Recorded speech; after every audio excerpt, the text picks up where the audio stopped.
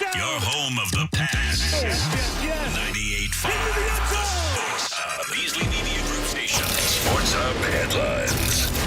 Celtics began their run in the NBA Cup with a loss last night, 117-116 to Atlanta at TD Garden.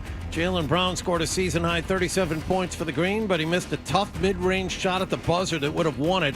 Celtics also let a 15-point second-half lead get away on their own floor, thanks in no small part to 20 turnovers. They'll be right back at it tonight in Brooklyn. Grandy and Max have the pregame at 7 and the tip-off at 7:30 here on 98.5 The Sports Hub. The news is much better for the Bruins. They scored 3 times in the third period and beat the Blues in St. Louis last night 3-2. David Pastrnak scored the game winner with 1:47 left. We stayed patient. Honestly, I felt, good after 2. Even though we didn't score, you could feel that, there was the belief. And we were really one bounce away because there was some chances. The goalie played really well on the other end. So, for sure, the mindset, I think, going to third was good. They'll be in Dallas tomorrow night. Also, Hampus Lindholm left in the first period after blocking a shot and did not return thanks to a lower body injury. Patriots will be back at practice today. They play the Rams in Foxborough on Sunday. The Chicago Bears yesterday fired offensive coordinator Shane Waldron after they put up only 3 points against the Patriots in a loss on Sunday. Also, Jerry Jones said yesterday Dallas quarterback Dak Prescott will undergo season-ending hamstring surgery today, and the meetings will begin for top baseball free agent Juan Soto this week. ESPN is reporting that while Toronto will go first, the Red Sox are second in line for an audience. Also, Nick Pivetta is not expected to sign the Sox qualifying offer of just over $21 million and will test the open market. Sports Hub headlines are brought to you by VA New England. If you or a family member served our country honorably for 2 years or more, they may be eligible for benefits from VA New England. Go to va.gov or call 1-800-MY-VA-411. I'm John Wallach on Boston's Home for Sports, 98.5 The Sports Hub. Your next update at 6:30. New England plays here. Down the right side, there's a separation. Touchdown pass. Yes. Perfect dive from Drake May. 98.5 The Sports Hub. Fred, hello. Hello. Mm-hmm. Hello. Hello. Hello. He's naked. He has a sword. Loopity up with a football. 98.5. The Hub. Bruins are back from the West Coast. Cocaine and hookers. Yes. Na.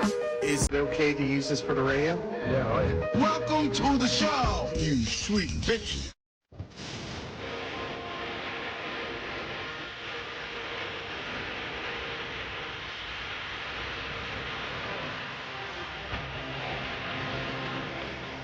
Hey!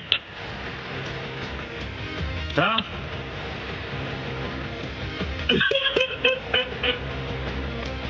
What the buyout is? Hey, good morning, everybody. Good morning. We are Toucher and Hardy, Town Fair Tire Studios. What you think? I think that I miss Isaac. Oh, no. I do think I miss Isaac. When was the last time you talked to him? I don't know Isaac's information.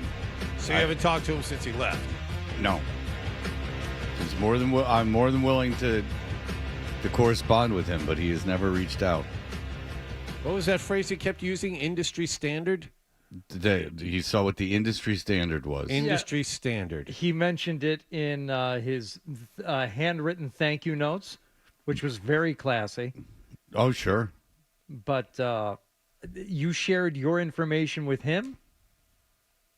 He knows how to get in touch with you? Hi, I'm Isaac. Hi, Isaac. I mean, certainly he knows how to email me. I don't know if I gave him my number or not. I would have if he asked for it. It's no secret. So, Isaac, however you want to contact me, you contact me, Isaac. I'll know it's you. Hi, I'm Isaac. I know, Isaac. I'll know it's you. People will try to perpetrate, but it won't come true. I'll know who it's you. I can see your freckles from here. Your big freckles on that big old plump face of yours. I look at you. What? Say my name, Isaac. So he's not the gimp, you see. They bring the gimp out, and then Isaac says, say my name, Isaac, is what happens. Hi, I'm Isaac. Yeah. All right, we're brought to you by FanDuel Sportsbook. Make every moment more with FanDuel. 617-779-0985. You can watch us on YouTube. And do I suggest that you do. That is where it's at. Checking us out on YouTube, because then you can look at us and we can have a good time. Nick just sent me Isaac's information. Oh, that's nice. But who am I to go after Isaac? I mean, if Isaac wants to talk to me, Isaac can talk to me. It seems like something that a mentor should do. Check in on his mentee. That's who you are to do that. My biggest point, Peter, lesson I could teach him is keep your industry standards close. It's not my job to go after Isaac. I'll tell you this. My son, he needed a new computer, so this was about 2 months ago. I was at an Apple store, and I said, okay, I'll buy the new phone, because my phone was a few generations old, and it was doing that thing where they stop working. The battery all of a sudden starts running out very fast. I can't get reception anywhere. Planned obsolescence. Yeah. Okay. And then so planned obsolescence is going on. So I'm talking to the guy, and he's like a kid, and he goes, what do you do for a living? And I'm like, I work in radio. And he says, oh, what do you do? And I go, I'm a radio host. And he goes, where? I go, 98.5 The Sports Hub. And he goes, oh, it's always been my dream to be in sports radio. I said, where do you go to school? You got to go to school. And he goes, I go to this college. And I said, okay. I said, do you know Jordan? No, he goes to this college. And I go, okay. I'm like, well, you could always intern. We're always looking for interns. And he goes, oh, and then blah, blah, blah, blah, blah, blah, blah, blah, blah. I buy my phone. And he goes, I can't get your email address because, I asked my manager, and he said that's against work. And I said, that's fine. You can go to 985thesportshub.com. I'm one of the hosts of the morning show, and reach out and email me, and I'll put you in charge with Jim Louth, who's the guy who handles all the internships. Never heard from the kid. Oh. And I think of that sometimes as I'm listening to the audiobooks, like the biographies and the memoirs on my phone. And I'm sitting there walking, and then I put myself in those shoes. And when I was in college, I did intern places, but when I was in college, if I met someone on the radio that was in town and they said, do you want to be an intern? I would never stop bothering them. I would have bothered them constantly. I would have been all over the place. Anything. And so I thought to myself, I'm like, I don't know if this kid's ever going to work in radio, or he might decide to buy a microphone and then connect it to his computer and take the 1,000,000-to-1 shot that he'll be like the Hawk Tuah girl, who's got a big podcast. Yesterday, Hardy was announcing that the Hawk Tuah girl was going to say who her boyfriend was today. That's right. Today's the day. I think it was yesterday. Well, then why isn't it on the news? If it was yesterday, genius, why is the regular news playing? Should be the top of every website we go to. Haverhill police chase ends in Lawrence. I mean, that's what I'm watching instead of the Hawk Tuah girl's boyfriend. It was announced yesterday, Fred. My son is a big fan of the Talk Tuah podcast, and you let him listen to that stuff. That he is. Her whole fame is based on spin on that thing. This is my son's take. He goes, the boyfriend is as basic as she is. That was the way that he put it. So. That's too bad. She's got big boobies. There's no question about that. Is it famous person? No. Oh. Just some guy. It's just some guy. He's as basic as she is, yeah. Well, the Hawk Tuah girls, the reason the Hawk Tuah girls had this run is because she's actually quite charming. Right. I mean, that's the reason the Hawk Tuah girls had this success. It's not, there's millions of people that have viral videos that don't go on to Hawk Tuah-like proportions.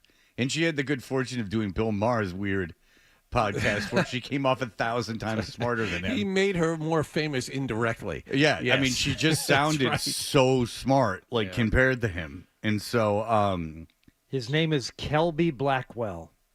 Oh, he's not from Tennessee. Well, Kelby is a very interesting name. Yeah. You don't hear someone named Kelby everywhere. And so, Hawk Tuah, is he worth Hawk Tuah's time? Well, according to People.com, find all about Kelby Blackwell. He met Haley through mutual friends. No, as many great relationships start. He works. He is from Tennessee. He works as a plumber. Yeah, plumber for local 572. He clarifies in the episode. Oh, you like that? Yeah, I do. He's in the trades. He was surprised when he first saw her all over the place with the Hawk Tuah video. But he's proud of her and her success. He has met her family, and he says Well, he hasn't met her mom. She's the one for him. Her mom, as she says, is a crackhead. She lives with her grandma.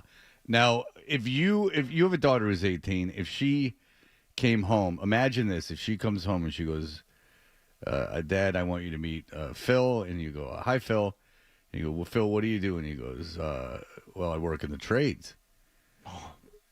Now, how long are you dominating that conversation? He's picking out wedding patterns, is what he's doing. You know what? I don't know if he's picking out wedding patterns, or just finding a new friend.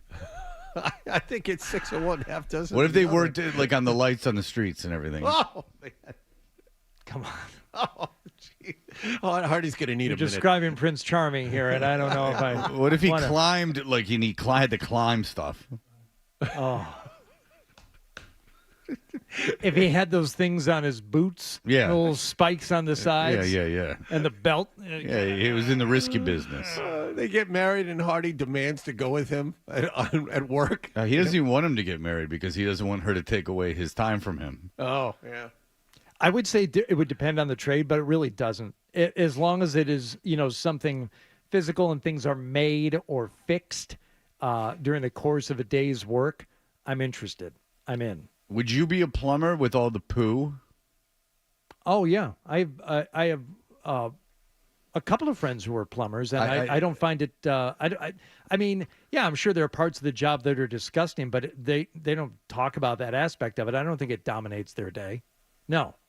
You don't think that there's a lot of poo? I think if you are in the sewer business, or you're specifically doing things having to do with, waste systems, then yeah, you're probably knee deep in it all day. So, Fred, something to think about post radio for you. But otherwise, they're just doing plumbing stuff. It could be any number of things. Well, I think plumbers, part of the reason they make a lot of money is because there's oftentimes excrement involved. I do not think that is the case. I'm not being sarcastic. I really think that's true. I would imagine part of like the thing is that, like, okay, some of this is unpleasant. You have this skill. You've learned a skill that has to deal with sometimes unpleasant situations. Therefore, the money's more. It was always my theory on the whole thing. Okay, so why do electricians make so much money? It's dangerous. It's complicated. It is dangerous, but it's the complicatedness, and it's the fact that if something goes wrong, you're going to ruin your house. That's well, that's part of it. I first of all, I'm complimenting them. I'm not saying anything's wrong. I'm saying though that an electrician to me is more dangerous than a plumber. Obviously, you need a good plumber because if a pipe breaks or something, it's going to ruin your house. And I said that they should be well compensated. But I wonder if some of the compensation issue, you're white knighting for something that doesn't need to be white knighted. No, you are making the poo. Okay, so you're saying that there are people who would go into the plumbing trades if it weren't for all the poo. Yes, I bet you that there's been apprentices, which there's not enough of, by the way, in this country anymore. But I bet you there's been apprentices that have gone in a million times, 1,000 times. I bet you anything that there's plenty of people that were like, I'm looking for a trade.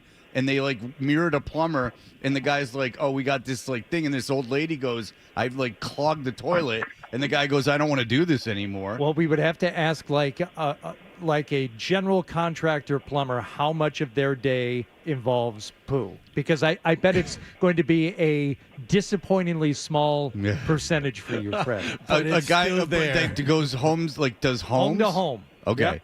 Well, I got to. Why don't you interview 100 of them and come back with a survey? How many of your jobs involve some kind of poo? We got a lot of plumbers listening on their way to work right now.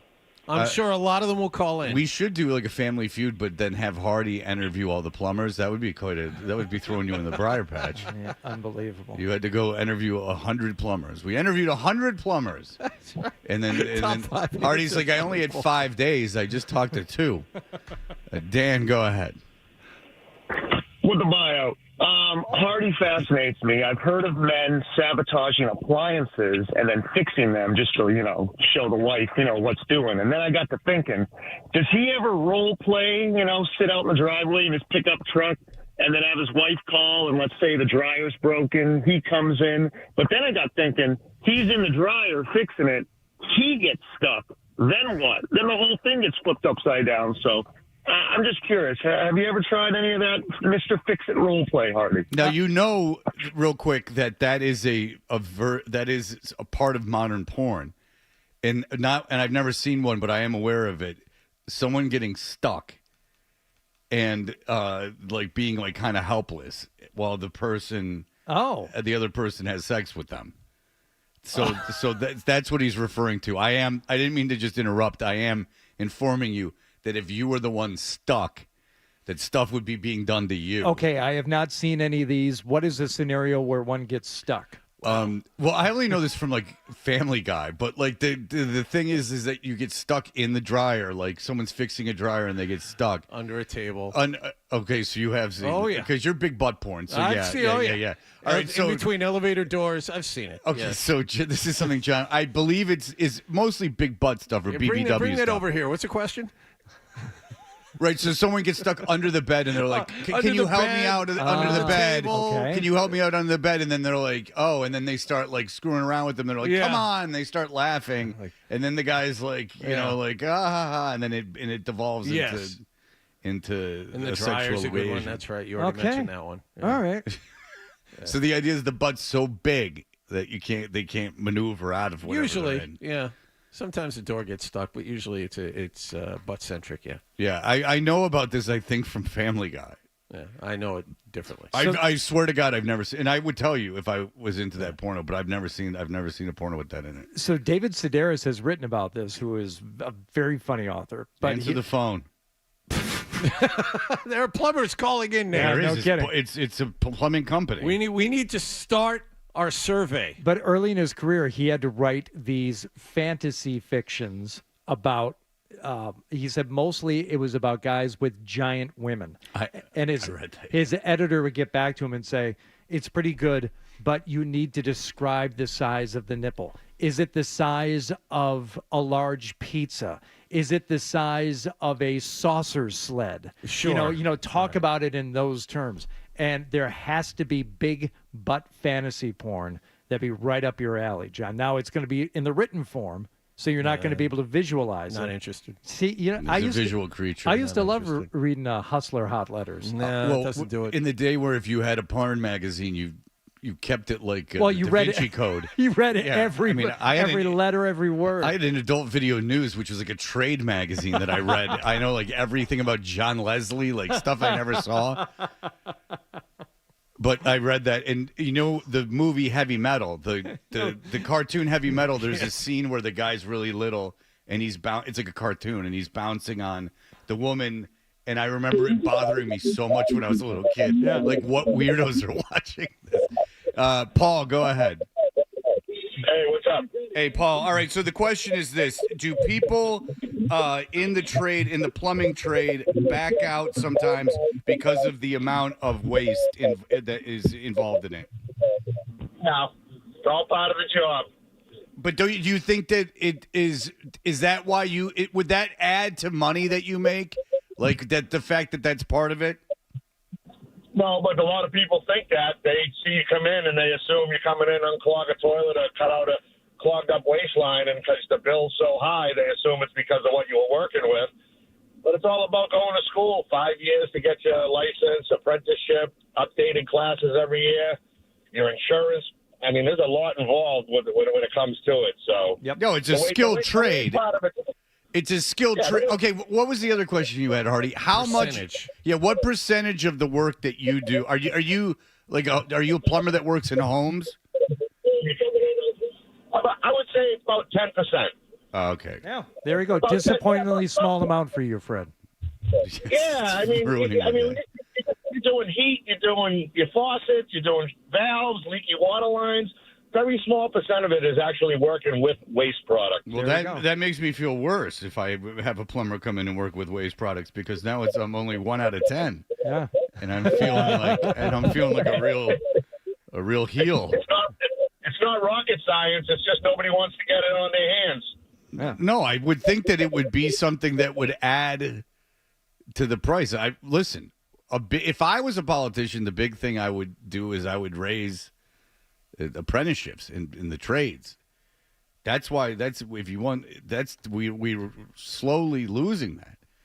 I would very much push the trades in schools, and I would have mentors and apprentices, and I would have all of those things. Some of my friends' kids have either gone or are going to a Blue Hills tech school where you get like a normal high school education, but as opposed to going to, band class or art class or something like that. No, you go to plumbing that day. There's Keith Tech out in Framingham, very similar. Yeah, because if really good idea and something that that's why I told my kids since they were little, you can do whatever you want. You get good grades, you want to go to college. Just remember, the guy that was over here doing the electrical work of the house, he lives in Wellesley. That's where he lives. Well, if you want to have a nice life. If the American dream is owning a home and raising a family or whatever that technical, dream is, then you need to have an opportunity that doesn't involve a $500,000 college education. And, there has to be something for someone who wants to actually create something or fix something, there has to be that has to be available to people because we need it as a society. And somehow that has become, it's become not as common or popular as it used to be. And that's a shame and problem for the economy and a problem for the culture. How about that? We just tackled a big issue while mentioning poo. All right, when we come back, both local teams that aren't football played last night, one to great success and one to huge embarrassment. We will discuss in just a moment.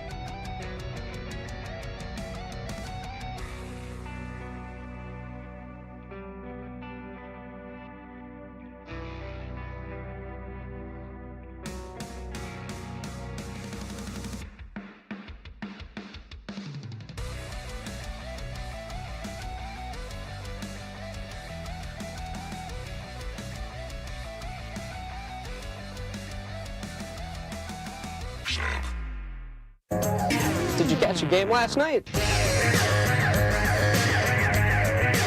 Hey, we're Toucher and Hardy, and it's an exciting time because both local teams played one on a cool court. They did. But we're going to get to them second, Fred, because the Bruins played last night in St. Louis. I was waiting for that game to start. For some reason, I thought it was maybe a 7:30. Extended that. Try reading the paper. I'm like yeah. I know. I had it spread out in front of me, and I just didn't bother to look at what time the game started last night. Extended pregame, and then we finally get things going, and wow, more of the same. First period, second period, offensive zone penalties, a lot of standing around looking at the puck, a lot of mismatches on defense, and things just not going the Bruins' way. See, I thought they looked. And I'm not saying you're wrong, but to my eyes, in the first period, it looked like they kind of dominated. There was 9.5 minutes or more that St. Louis didn't get a shot off. Like Bruins were getting chances, just things weren't going in. There were a couple of snake bit moments, definitely, where there were a couple of goals that could have gone, but I didn't. It's the offensive zone penalties that are that are vexing me. I mean, the high stick stuff. I think Pastrnak got one. Yeah, Pastrnak and Koepke both. Yeah, it's just like, guys, you can't do that. You gotta be in control. You gotta maintain it, and it looks like a combination of flailing and trying to make something happen, which for a goal scorer, for a shooter, you'd call it squeezing the stick. I don't know what you're doing it when you're in the midst of checking, or if you're back checking or whatever it is, but when you're trying to make something happen, that's when you're going to draw the penalty. It's happened so many times recently, and you know what they're like, either shorthanded or even on the power play. It's not going to go well for you, but especially shorthanded. So why do you keep putting yourselves in that position? And that's the problem when you're going like this. You make one mistake, you immediately pay for it. And that's what happened in the second period last night. They made two mistakes, and they paid for both of them quickly. And all of a sudden, you're down 2-0. And it seems like a lot more than that, considering the way this club has been playing recently. Yeah. So you're down 2-0 going into the third period. And it was during the second intermission, one of the commentators said something about what this team really needs is a comeback win. What would really, really spark them is the ability to climb out of a 2-goal deficit and somehow get this win tonight. And we've talked about it in terms of Montgomery's job and just the overall feeling on the team. Like what would get them over this current hump that they're trying to get over and make them feel better about everything. The third period begins. Pastrnak moving it down the right circle, sends it across, and they score! Morgan Geekie one times home the pass from Pastrnak, and the Bruins cut the lead in half. Okay, there we go. Nothing more dangerous than a 2-goal lead in hockey. And the Bruins make it 2-1. What else do you have for us? Charlie McAvoy with a big play in the Bruins end, makes it all the way up the ice. McAvoy with a long pass ahead for Brazo, just inside the St. Louis line. Marchand trying to keep it moving forward. No one can find the handle. Now Brazo gets it to Marchand. McAvoy, one-timer, score! Bruins have tied it. A blast by Charlie McAvoy. And it's 2-2. Getting pucks on the net. McAvoy all the way at the other end of the ice after starting the play. You hear him make that initial pass, and then he comes up, and as soon as he crosses into the zone, he gets the puck, shoots, boom, we got a tie game. So, David Pastrnak hasn't scored a goal in 7 games. 2-2. Mm-hmm. Time ticking off the clock. Warey's got it. Works his way to the right side. Now gives to McAvoy, center blue line on to Pastrnak. Misfired a one-timer. Warey got it back in front. Geekie a chance as he gets knocked down. Pastrnak a one-timer. Score! David Pastrnak blasts it in from the left circle. Binnington got a good piece of it, but it just got across the line. And the Bruins lead it 3-2.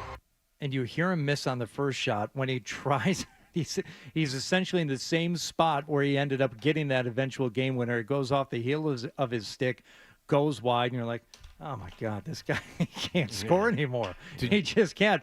He maintains his position, waits for the puck to come back around, And I think it was Geeky in front of the net that was wreaking some havoc down there that kind of got Bennington a little bit out of position, but then he made it back over in time for Pasternak's shot, which was such a blast. He got so much of that puck that by the time it trickled in, it didn't even make it to the back of the net. It just somehow got through the pads, and that ended up being your game winner for a 3-2 win over the Blues in St. Louis. Did you see the thing they said about Bennington getting the penalty minutes? He's like 83rd all time in a season for penalty minutes, and that he was like too much of a hothead. But then they showed the all-time leaders of penalty minutes for goaltenders, and Ron Hextall had I was just going to say Hextall had has the to top be the leader. three. There was a Yeah. year he had, I believe, 113 penalty minutes.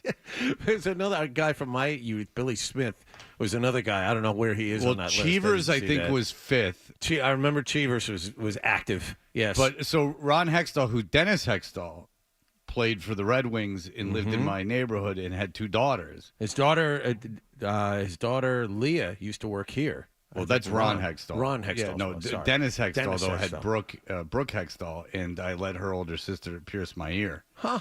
With her and her friends without any anesthesia or any kind of piercing gun. I just let them push and push and push. Ice cube, No ice cube. No ice? No, they just... What, they use like a safety pin? No, they used an earring, so it was very painful. Oh, It God. got through the first half and then didn't get through.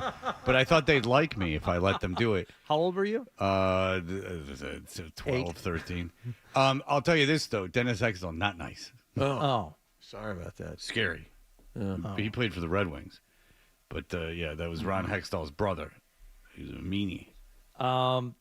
David Pastrnak on his goal. How'd you do it, champ?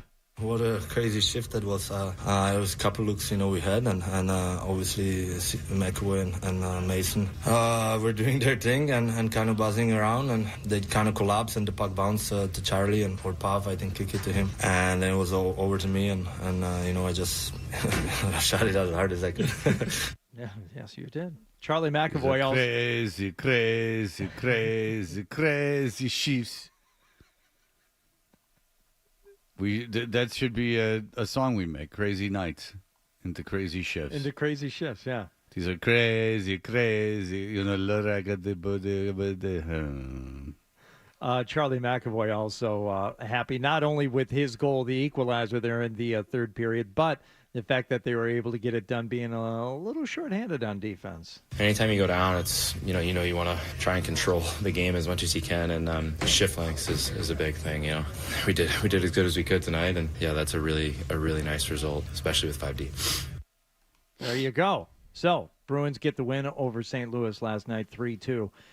I'm still kind of surprised that there's so much talk about Montgomery's future with this club right now, and I don't know how many wins it's going to take. I don't know how many games like that, but something like that has to help. Getting the team to play better in the third period, coming away with a win on the road like that. I don't really know how much danger his job is in right now, but if it's truly in danger, something like that, obviously one game not going to be enough. But it's a step in the right direction, especially the way they got it done. I'm wondering if they go on to lose that game 2-0, 3-0, whether or not that firing is considered today.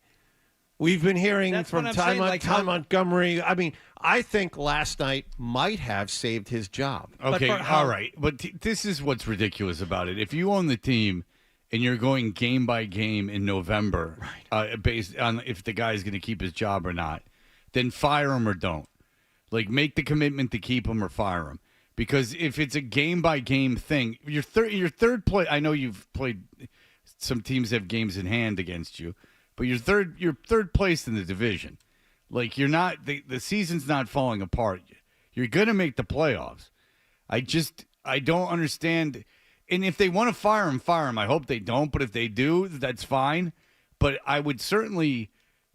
It seems Woody Johnson-esque just to go like, okay, if we lose this game in November, we're going to fire Montgomery.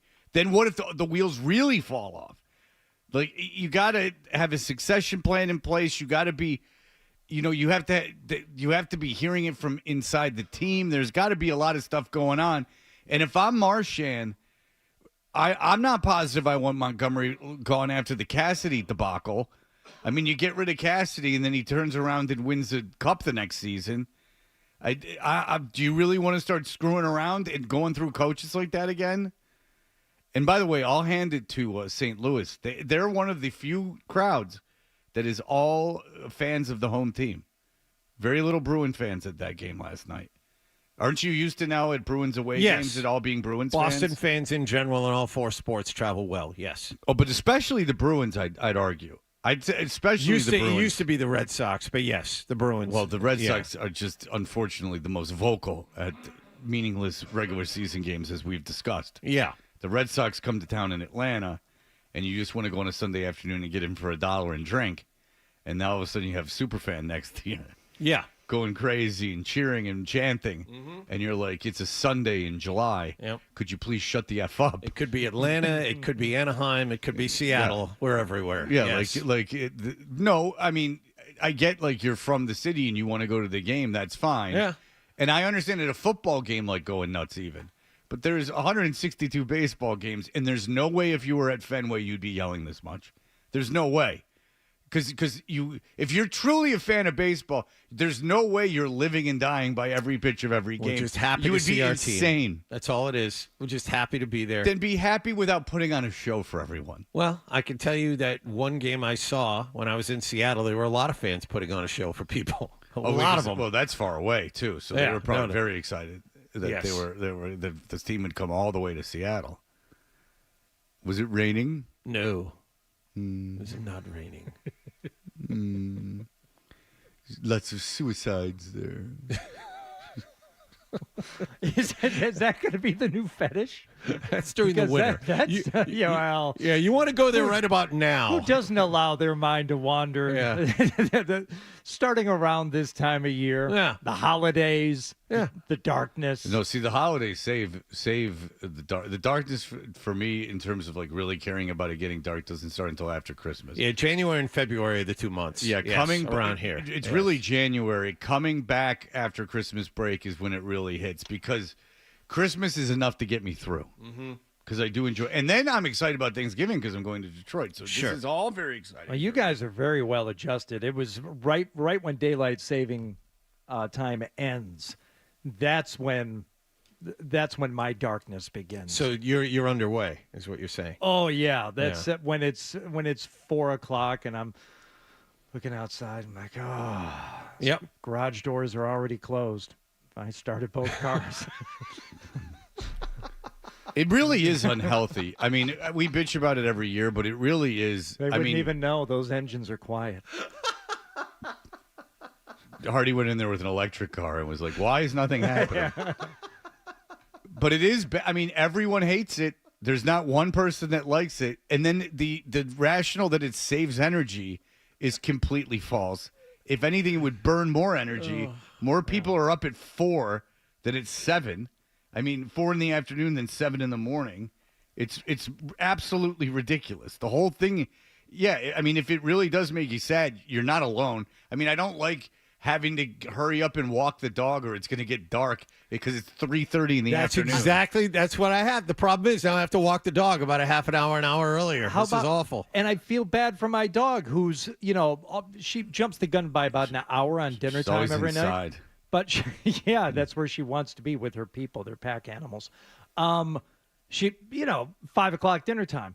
I'm at 4 o'clock. She's giving me the look like, hey, what do you think? Feels like dinner time. Now it starts at 3.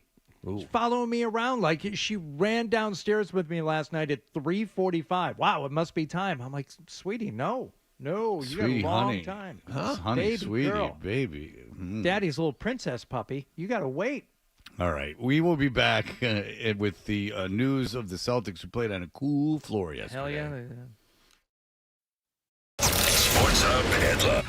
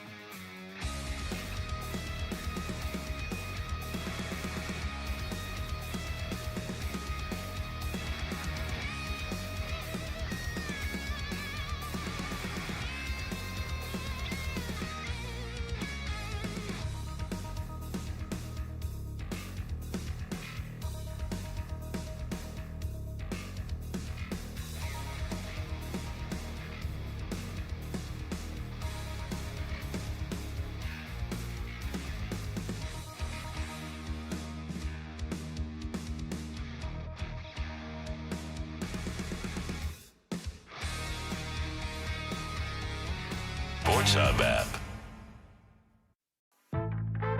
What's the best way to listen to Toucher and Hardy? Well, you're going to have to spend $40. Cough it up, and let's get back to Toucher and Hardy on the Sports Hub.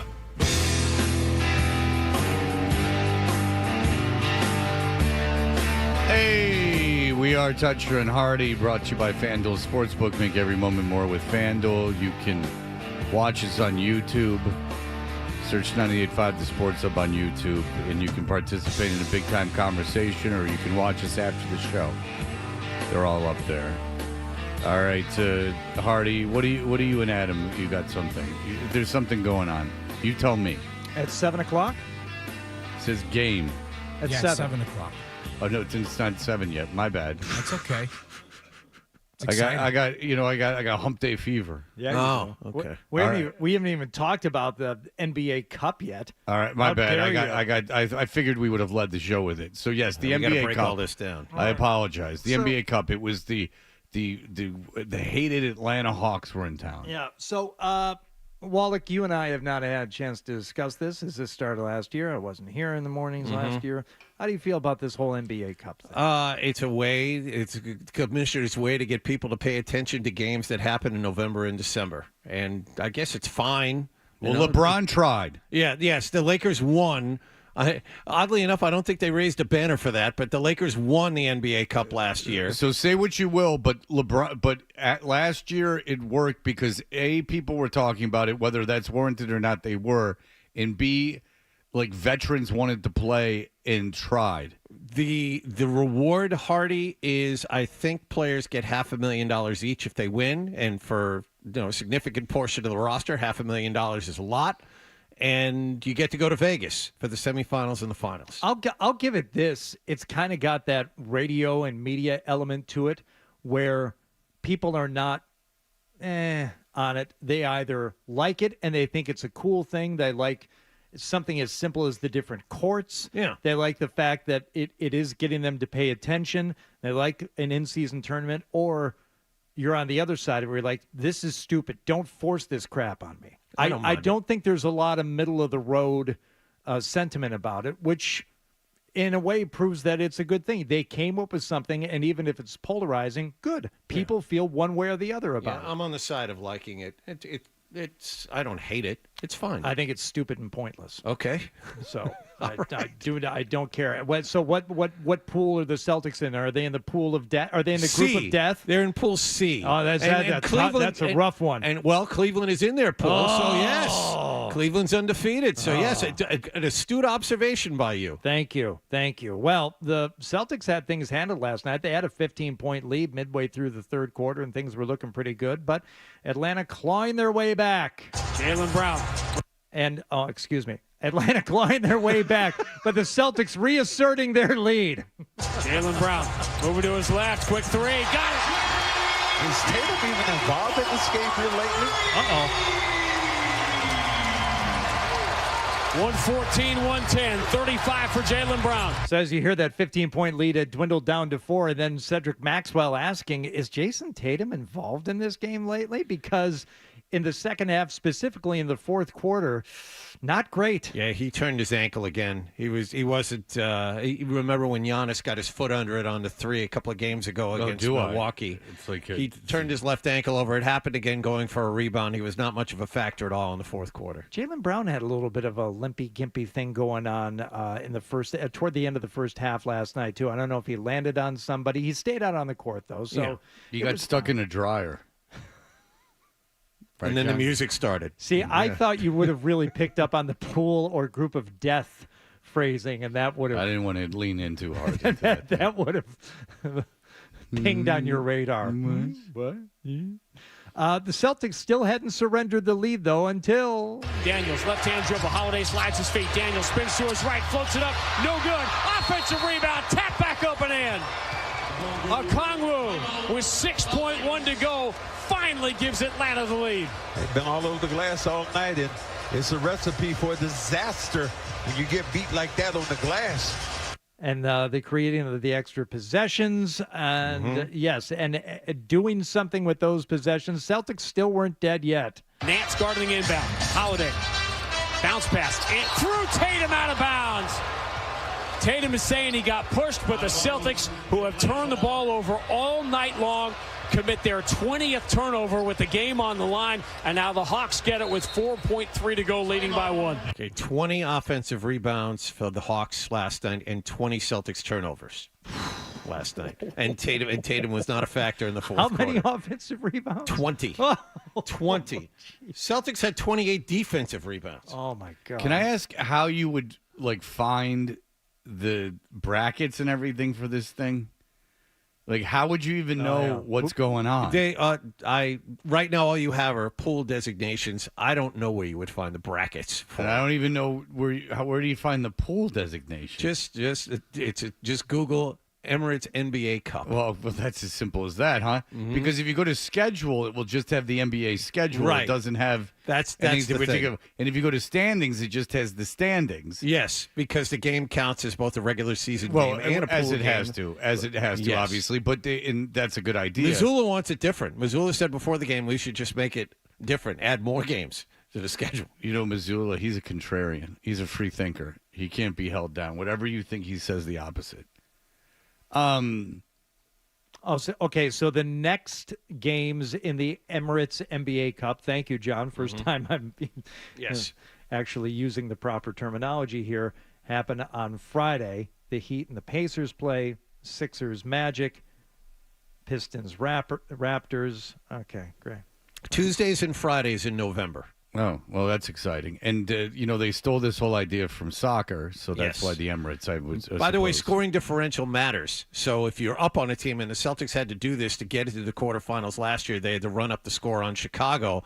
And Billy Donovan of Chicago is looking and say, all right, you guys are up 30. Why are the starters still out here? And Missoula had to go over to him and say, well, we're doing this to make sure we make the quarterfinals of this tournament. I remember that, and then I remember thinking, is it worth it to do that to win this tournament if it means you're going to have to play that team again and they're going to be pissed off? Well, I got to be honest with you. There are a lot of things that were different. I mean, Trae Young played 35 minutes Friday, 40 minutes on Saturday, and couldn't play last night.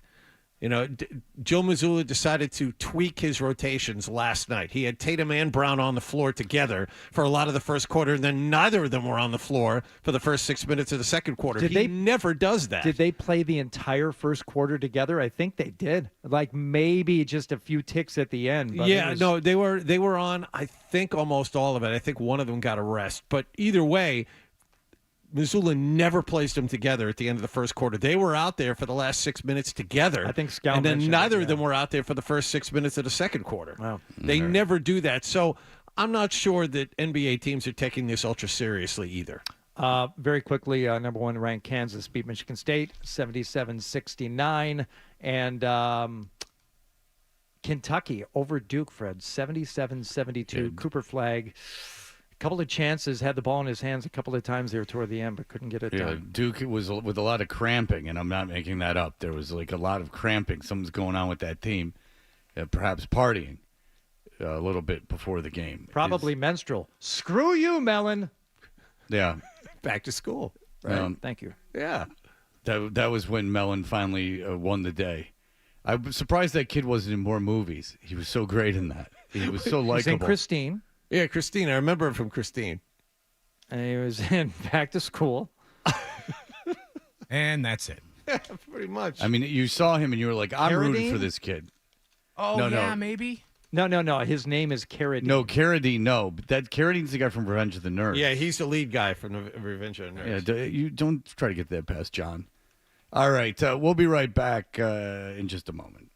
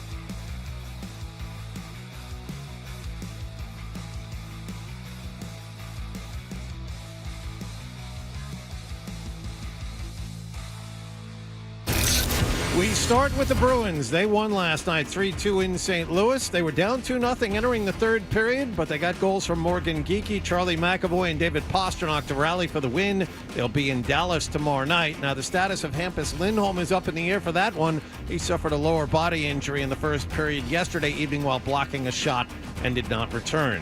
As for the Celtics, they blew a 15-point third-quarter lead, and they wound up losing to Atlanta at home 117-116. Jalen Johnson, a triple-double of 18 points, 10 rebounds, and 10 assists. And the Hawks won this one on a night where they didn't have top player Trae Young. Jaylen Brown scored 37 for the Celtics in the loss. We got some stuff to clean up. We're not a perfect team. It's a new season. It's a new journey. And we're looking forward to embracing, those moments. We're going to watch it. We're going to address what needs to be addressed. So we got to be able to move forward.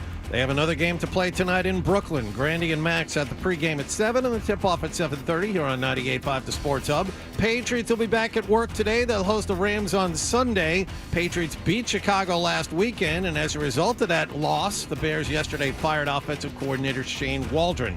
Jerry Jones said yesterday Dallas quarterback Dak Prescott will undergo season-ending hamstring surgery today, and the meetings will begin for top baseball free agent Juan Soto this week. ESPN is reporting the Red Sox will be second in line to meet with Soto behind Toronto. In addition, Nick Pivetta is not expected to sign the Sox qualifying offer of just over $21 million. He will test free agency.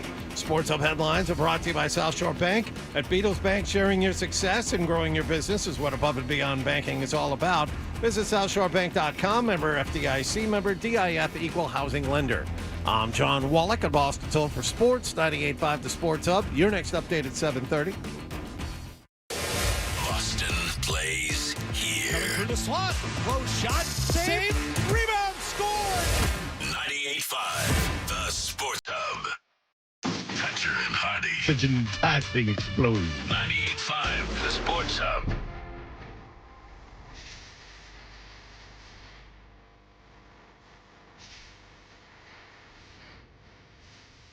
This is Catalyte.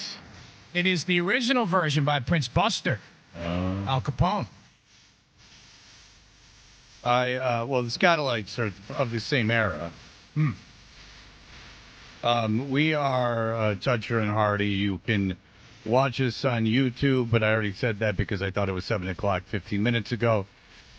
We are brought to you by FanDuel Sportsbook. Make every moment more with FanDuel.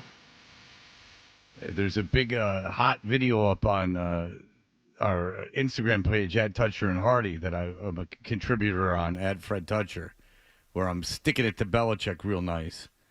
And it's very controversial because some people like Belichick. But then there was one guy, he said, I haven't read all the comments because there's so many. But there's one guy, and he goes, Fred's annoying, but why does he wear a Detroit hat on a Boston radio show? And I would say because not everyone's been hit in the head with a shovel. That people realize that people come from other places and move. The tweets are coming in hot and fast on that one too, Fred. And I think the Belichick drinking orange juice avatar has been replaced with the Belichick's yacht avatar with the 6 rings or whatever it's called there. In terms of what does that mean? They like to put you say you like on Twitter the guys that have the Belichick drinking orange. No, I know, but swap that out? Why did they swap that out for the yacht? I don't know. I guess they like to attach themselves. But you have to. What is the point they're making, Adam? The point that they're making is that you're wrong. Is that Bill Belichick is the greatest, and he was forced out, and all of the success comes from Bill Belichick. So they're saying that he's on a yacht because he's like living a wonderful life. No, I think the yacht is more of a reference to remind you that he's the reason that the Patriots have won 6 Super Bowls. Yeah, he's got the name right there on the yacht. Yeah, those 7 rings or however many he has. All the more reason that. I don't know why he's taking photos around town, why he's just not having sex with numerous 24-year-olds. I found more the commentary having to do with the delicious irony of you going after someone for being petty, because that's kind of what I would say we're all known for at one time or another. Going after people over minor details and maybe people are I've never been held up to. I've never asked people to hold me up as like a god. I've never asked people. I've never. What about Isaac? Isaac treats me like a god, and I told him I'm just flesh and blood like you. But no, I never. My problem is with hypocrites and phonies. That is my problem, my big problem. It always has been and always will be. And I live by my own set of standards, and I've adjusted and I'm evolving. But that's just the way I think. And my whole point is if you set yourself up as this like incredible, everyone I have a problem with, it's the same thing. If you set yourself up as this unfallible, you're so much better than everyone, you talk down to everybody, you're such a brilliant genius, this, that, you like allow this myth around yourself, and then you get off, you get fired from coaching, and the first thing you do is you start countering all those things, and you act like less than. And then you also on besides that, you're cuckolded by a 24-year-old. These things are all, I think a little. I'm enjoying them because he treated people horribly, and not in an entertainment fashion. He treated people horribly.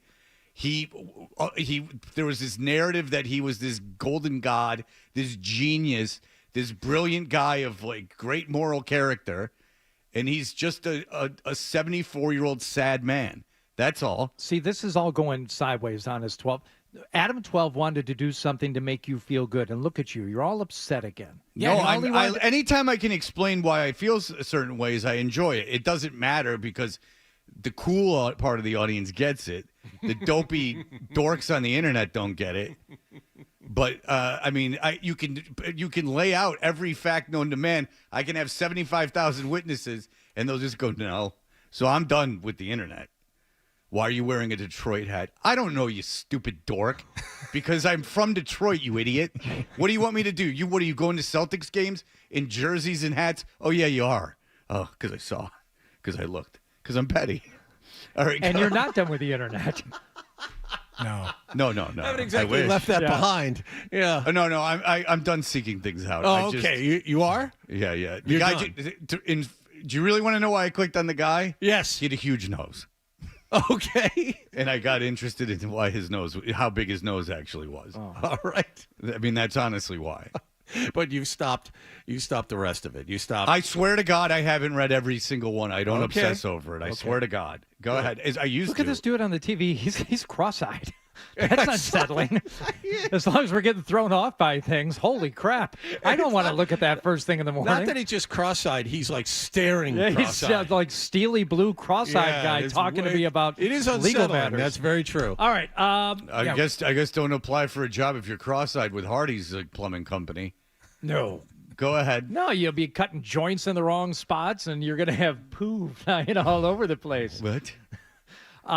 Adam 12 has a game for you, Fred. Yes. Testing your knowledge. This is something we kind of bandied about in previous weeks. Maybe play a game where you test people's knowledge. John, I know on the show and previously has done it with you and your love and fascination and expertise when it comes to New Jack Swing. Mm-hmm. The years ago, I came on the show and did a similar game with the Andy Griffith Show. But this one, Adam 12, has to do with what? Do you know how to Jamaica ska? I know what that's from. Yes, That's from Back to the Beach. That's right. And this is the Fishbone in the coolest thing they've ever done. Not everybody can cha-cha-cha. Not everyone can do the twist. But everybody can do the ska. It's a new dance that goes like this. I masturbated to this film, too. Annette Funicello in this film. Legitimately hot. Like, I think maybe as hot as her daughter, who is... I have no idea. She's a sitcom actress, too. I don't know. Oh, I don't know that. She doesn't go by Funicello. Well, this is a different area of expertise for Fred, The actress who played her... Now he's got to think. I know Hardy well enough now to know that this ain't stopping until he finds the information. That's because okay. So you might as well sit tight. That's okay. We have time. Don't force him out of it. I won't. Because, Fred, the woman who plays her daughter in the movie, Lori Loughlin. Oh. That's her daughter in real life? No, it plays her daughter in the movie. Is I what thought I'm you said saying. her daughter in real life. Okay. I thought you were saying the same. Yeah, that's because that's what he did. But so you can thank Hardy for the song, Fred. But I was the one who found this piece from Consequence called 20 Artists You Didn't Know Were in Ska Bands Before They Got Famous. So I decided we would test your knowledge of ska, and I would run down a short list of artists, and you have to tell me, did they play ska? All right. So we are going to start with... So every one with glasses is yes. Yeah, but they have to be like the Buddy Holly style. So first up, you and I are both fans of the Hold Steady, Fred. Yes. Craig Finn of the Hold Steady was in a handful of bands before the Hold Lifter Steady Puller. broke. Yes, the Broker Dealer. Was he in a ska band? Did Craig Finn play ska? He did not play ska. No. Okay. Do you know how to Jamaica ska? Yes, apparently he does. He's 1 for 1 so far. How about another band that you and I enjoy, Fred? The Alkaline Trio. Dan Adriano from the Alkaline Trio. Did he play? He played ska. He did play ska. That's very good. Wow. Very impressive. Ska. The band that he played ska, and it's called Slapstick. Yeah, he was in Slapstick, Chicago ska band. That's right. Yep. Is this considered third wave? Yes, of course, Adam. Okay, just making sure. Okay, so let's give you another one. Okay, here's kind of a twist, because Hardy and I were kind of brainstorming. Well, don't. different artists Yeah, all right. yesterday. I'm throwing you under the bus too. So it's a bad one. Go ahead. It's a bad thing. 12 just ruined the joke by saying, "Well, here's a twist," because we were decided how we were going to have some extra fun with this. Still spiraling after the dumb yacht comment. How did I ruin the? We don't know yet. I haven't said it yet. Go ahead. Let me be the judge of that. I've already proved my brilliance. Debbie Harry from Blondie did a lot of different things musically over the years. Was she in a ska band? Did she play ska? She was a waitress at Max's Kansas City. Then she married the Jewish fellow that was the guitar player over there. She hosted the Saturday Night Live with the fabulous 4+1. I read yesterday. No. Do you know how to Jamaica ska? Fred, how could you forget? Oh, I get it. Okay. All right. Very good. Right? This is ska music. I think it is. I would throw it in the list. You're saying Blondie is a ska band? Would you say the Clash are a ska band? Sure. Oh, we should have included We should have had them on here too. Damn it! How did we not think of the Clash yesterday? Exactly. You guys are trying to push my buttons on what's. I'm a hardcore ska. Wow. I got my feet firmly on the ground in this. We'll give you an easy one. Travis Barker of Blink-182. Of course, he was in the horrible band. Did you ever see them live? No, but if you don't know Travis Barker, who's now married to a Kardashian, was in the Aquabats. It's the guy from Yo Gabba Gabba, and he was an actor that was on like Happy Days and stuff. But the thing is, the Aquabats would tell you themselves they might be the dorkiest band of all time. Yeah. Like for real, That the was kind of like nerdiest their band of all shtick, time. Yeah. Which guy from Yo Gabba Gabba? The guy who started Yo Gabba Gabba is the singer of the Aquabats. Right. Is the guy who invented it. He appears on it from every now and again. He's not like a star of it, but he created Yo Gabba Gabba. Oh. So was a child actor. But so Travis Barker, who's like this cool tattooed guy who's married to a Kardashian, was in the dorkiest band of all time. Like he's a dork. Like he's like a full dork, which is great. And he's winning. And I met him several times. He's a very nice man. Had dinner with him in the Bahamas. Saw Yo Gabba Gabba live. So did I. Hell of a show. Yeah. We might have been at the same one. They just brought it back earlier this year. They're trying to get it fired up for the next generation of youngsters. Okay. Some like short run of it. But another person from the punk world, the hardcore world, your Detroit history, John Brannon of the hardcore band Negative Approach. No. He did not play ska. No, he did not.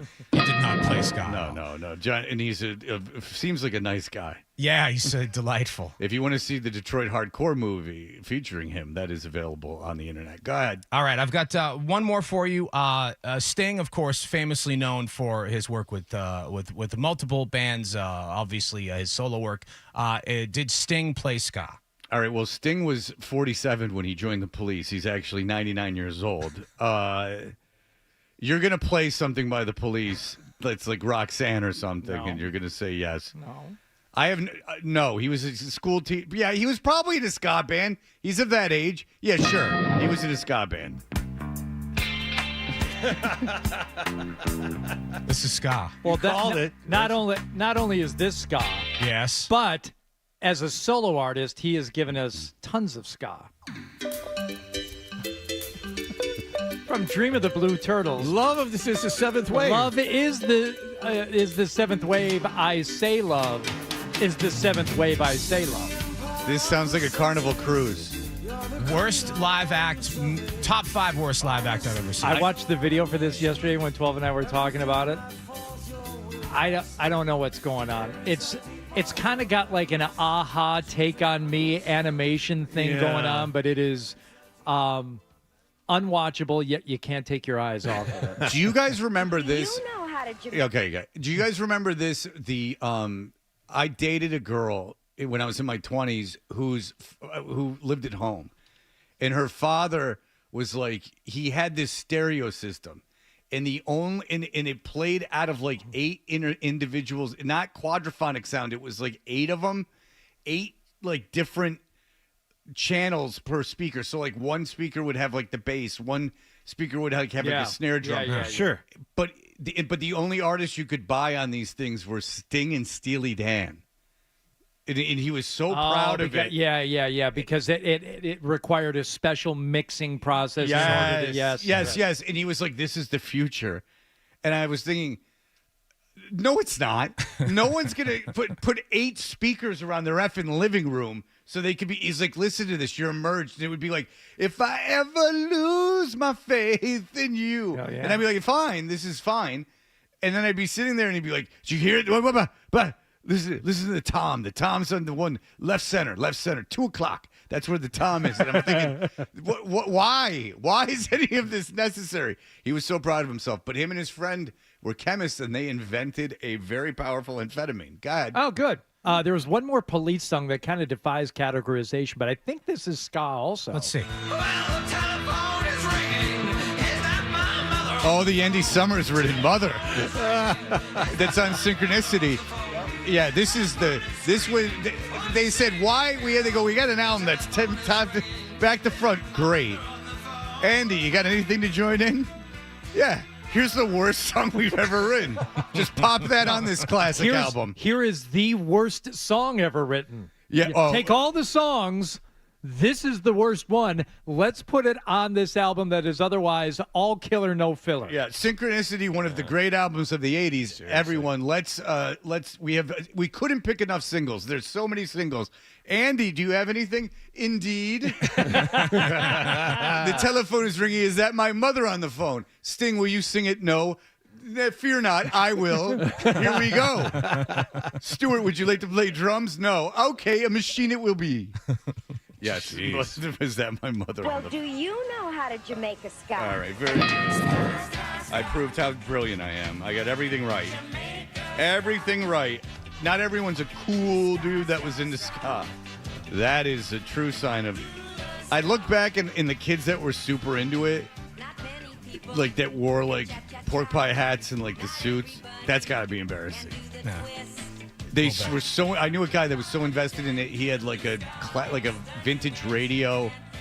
He like those flood suit pants.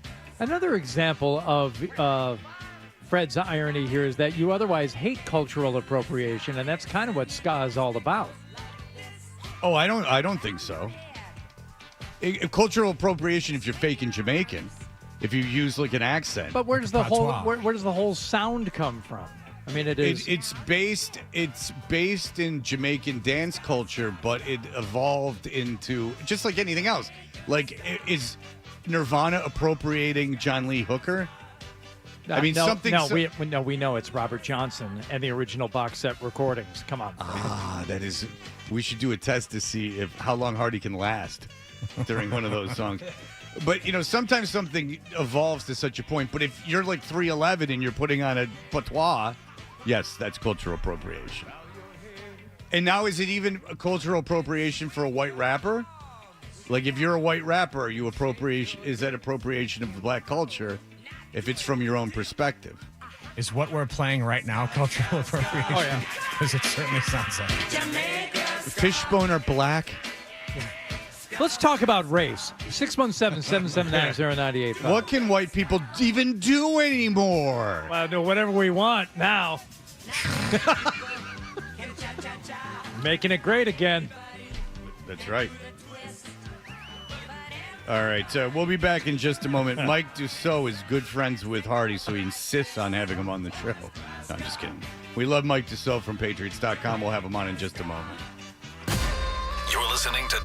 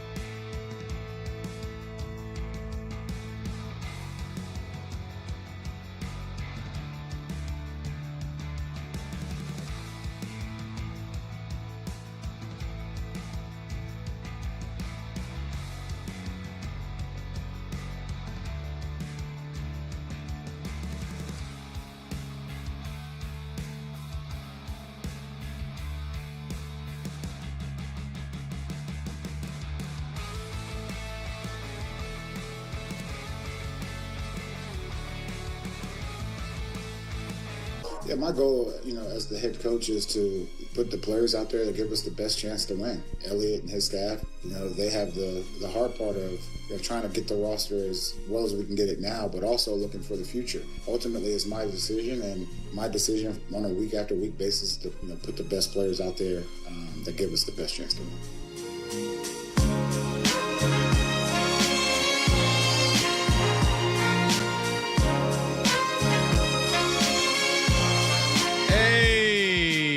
We are Toucher and Hardy, and that, of course, is Gerard Mayo, who's looking pretty good right now, comparatively to some other situations around the league.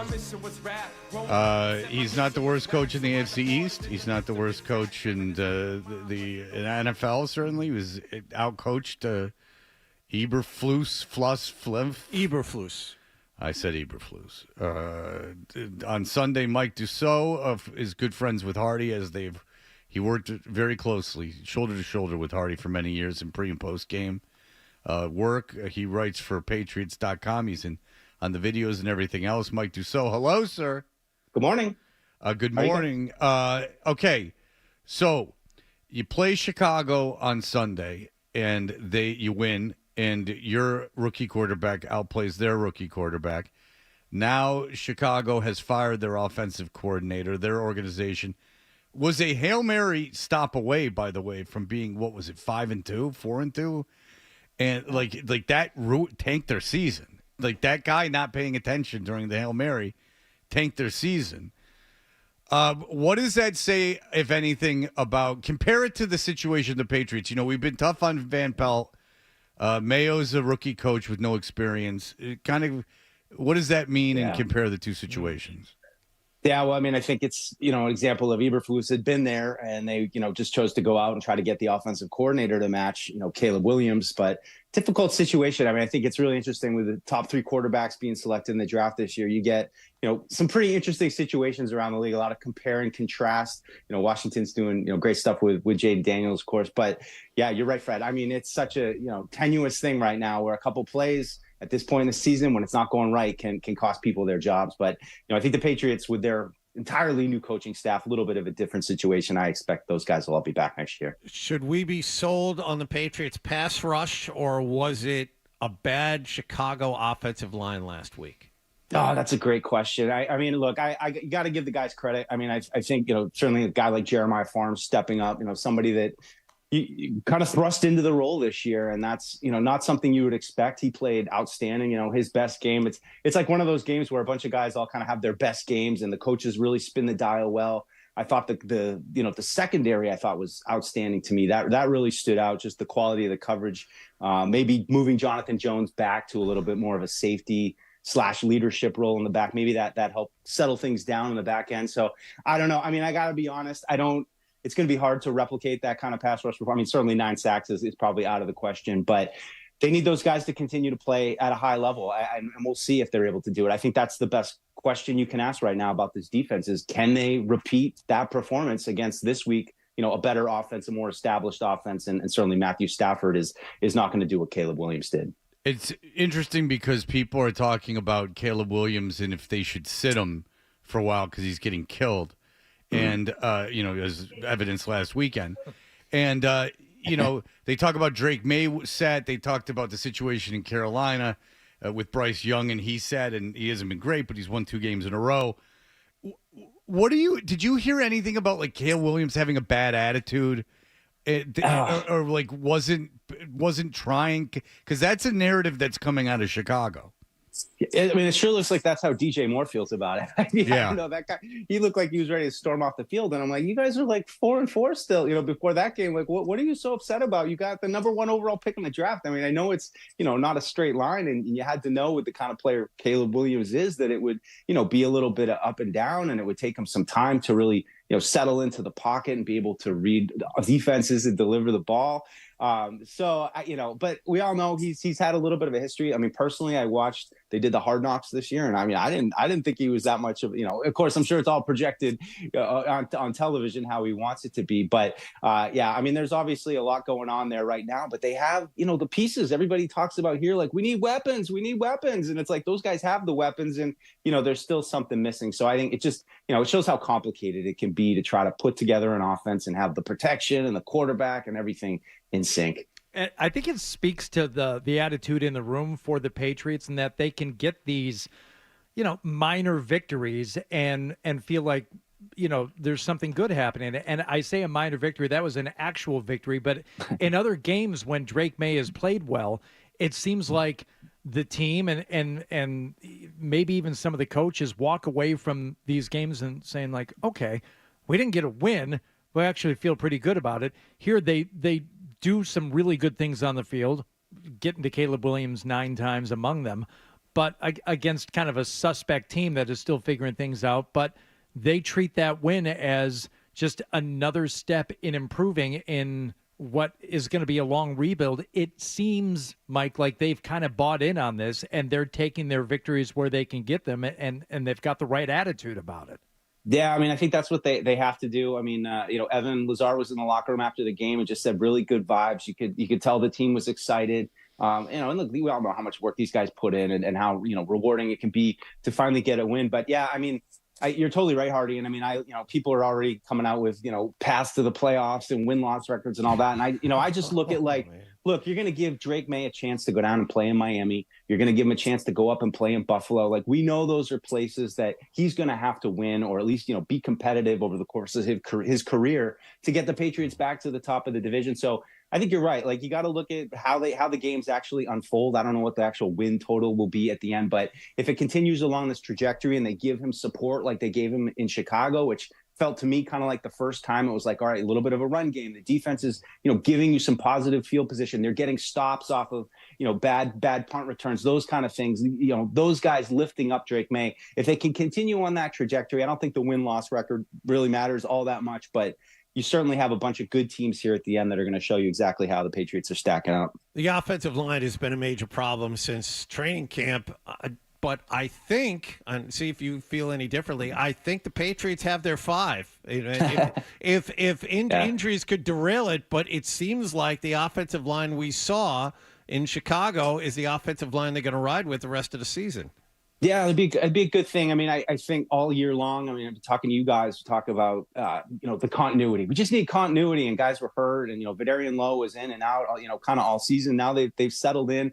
It's certainly been better. I mean, the one thing I would just say is I'd love to see Caden Wallace, Layden Robinson, the 2 rookies, try to get them back involved. I mean, those are true draft picks that you invested in, that you want to get involved. I mean, Layden Robinson, certainly, one of the guys that's been in and out and has had some performance struggles as a rookie, but those guys, to me, the young guys, trying to get them some more reps, that's one more piece of it. But I think you're right. I mean, they've settled in on those guys. I thought they were pretty good last week. Certainly some pressure there on Drake, which I think some people will tell you he might have had a little bit of a hand in himself causing. But yeah, it's nice to feel like they've kind of settled on a group, and hopefully, like everything else, those guys can continue to play solid. All right, and what does this tell you about Mayo? Things calm down around him. This team plays hard for him. Yeah, I mean, it sure seems like it. I mean, look, a lot of the mistakes that you were seeing early in the season, I mean, I think you're all wondering, this guy, it's a first-time head coach. It's a first-time staff. They're all together. So I do think that there were, there were bumps in the road along the way that were to be expected. But this is the point of the season where you say, all right, you guys have been playing for 3 months now.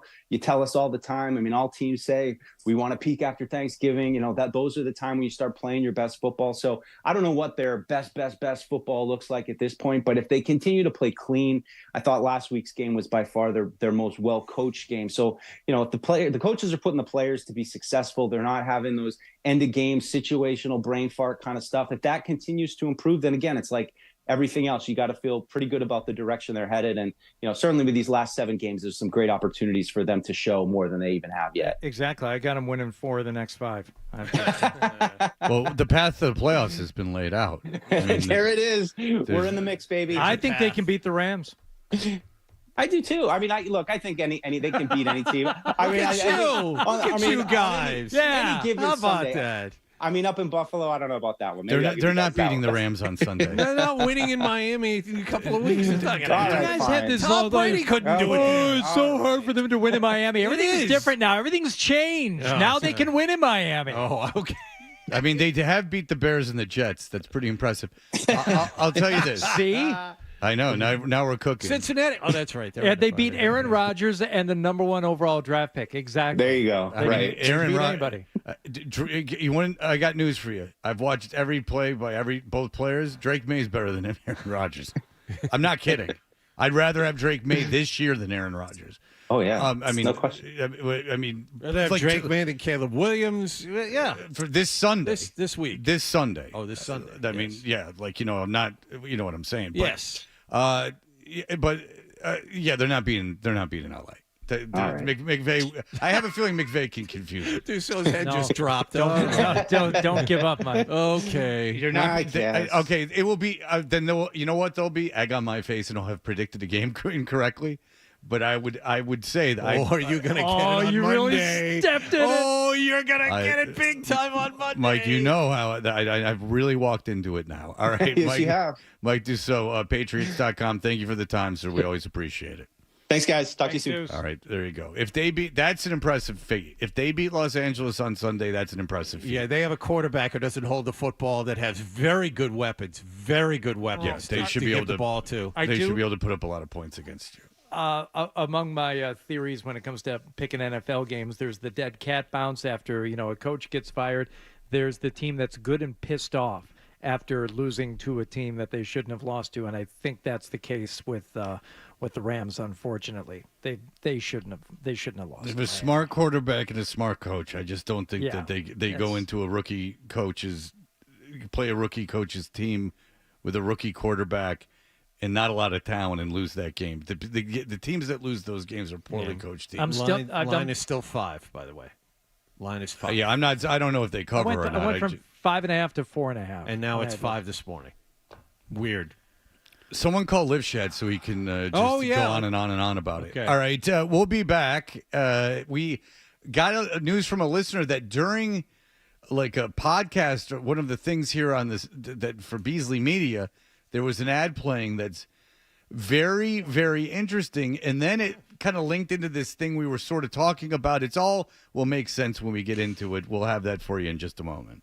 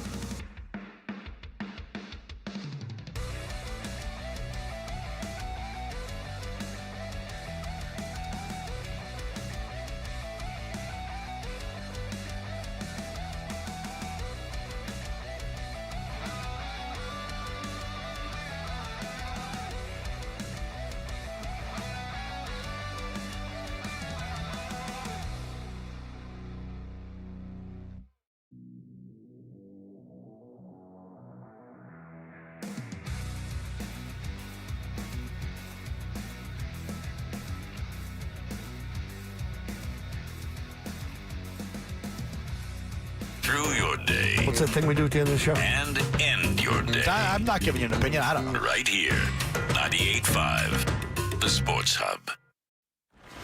Hey, if your alarm clock sounds like this is the show for you. Toucher and Hardy, the Sports Hub. Hey, we're Toucher and Hardy, brought to you by FanDuel Sportsbook. Make every moment more with FanDuel. And Hardy, we both got an email, and do you have that in front of you? I do. This is from Bo. He said, hey, guys. I was catching up on the Friday show via podcast over the weekend when, during the fourth hour, I got an unexpected invitation to become my own personal decorator. What? That's weird for a male-oriented station. Usually, not to put labels on things, but you think of decorators as more of a feminine profession. It's something that you would maybe put on a mix. Yeah. I'm sure there are a whole different marketing teams on the terrestrial radio side and on the B-Pod ad break, so I'm not sure how much you're aware of the podcast ads, but whoever greenlit this one deserves a raise. Hopefully you can play it on the radio. I've attached both the ad and the full episode at the 1319 mark for reference. So he provides the factual, it played during our show. Evidence played during our show on the 98.5 The Sports Hub app. Okay, so this is, gentlemen, this is for you. This is playing on a dominant male station. If you are an advertiser that's looking for males in Boston, this would be the place to go based on all the data. Here's what they want you to buy. Have you ever wanted to give a bit more explosion from your grand finale? Okay, so fireworks, illegal in Boston. Oh, well, wait. Yeah, but, you got fireworks over the border. You got Atlas. You got all these places in New Hampshire. Advertise here. Yeah. Now, it's a strange time of year to be advertising for fireworks, but... About 6 or 7 months late, right. And New Year's. Yeah, it's always... Yeah, well, New Year's is... Look, if you go into Home Goods, you're not going to have any trouble finding a Santa right now. So maybe New Year's is on the table. There you go. Have you ever wanted to give a bit more explosion from your grand finale? Introducing Load Boost, formulated by medical doctors at VB Health.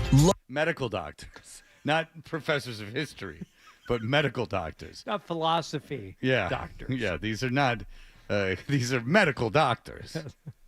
Formulated by medical doctors at VB Health, Load Boost isn't just a supplement. With a blend of pygeum, zinc, lecithin, and more, there's a good reason why Load Boost is the favorite supplement of adult film stars that need to finish like a fire hose. Want to improve the volume and health of your... That's right. We censored something that played... On our radio station. Yeah. Now, if we played it, I don't think we could get in trouble. I'm almost positive we couldn't get in trouble. But just to be nice... We censored out of those an things abundance off. of caution. Yeah, yes. we censored. They're not swears. This is a real commercial. Yes. And I myself still have a bit of an aversion to getting in trouble. Fred, I know this is just old hat for you. Yes. And it doesn't really bother you. It bothers me a little bit, the whole getting in trouble thing. So, yeah, we bleeped 2 words. Yeah. But if you roll it back, I think you can understand. Yeah, I did what roll you're it saying. back. I did it. There's a good reason why Load Boost is the favorite supplement of adult film stars that need to finish like a fire hose. Want to improve the volume and health of your... Load Boost is your guy. So if you're ready to turn that bedroom meh into more please, Load Boost has got you covered. Visit loadboost.com. That's loadboost.com. Now you can figure out what it's for, and it's about time. Because how many of us have been embarrassed with a partner when we just were like, I wanted to just really humiliate you more. and now, like, I was going to marry him, but I mean, there was like nothing came out. It was just really like upsetting. It wasn't a fire hose. It was a leaky garden hose. I mean, how many women just complain? What women want? Yes. I mean, they're like, all right, he's a 6'4" jacked doctor, and he's tremendous staying power. But I'll tell you, when he's done, you wouldn't even really know. I mean, hello, like I don't even need. Come on, Buster, I'm dry as dirt. I don't even need a towel. Talk about guys just flowing like mud over there. What's wrong with you? Just guys not knowing anything. Just so dumb. Just not even having a conversation with a woman. Just being like, oh, that happened in that thing I saw, so that must be what everyone wants. Now, I'm sure there's like a couple women that would prefer that, but who knows? There's some people that being locked in dog cages. So I mean, there's something for everyone. I wasted all this money on rubber sheets for that. Exactly. Well, I can always, lose control of my bladder. It's not the same. Or you can marry Nick. But anyway, so this is coming, and we all know why. This is an there's one guy. There's really one guy who's responsible for this being a product, and that's Peter North. So what have I been talking about, Adam? You've been talking about the TT Boy podcast, which is a video podcast on YouTube for free.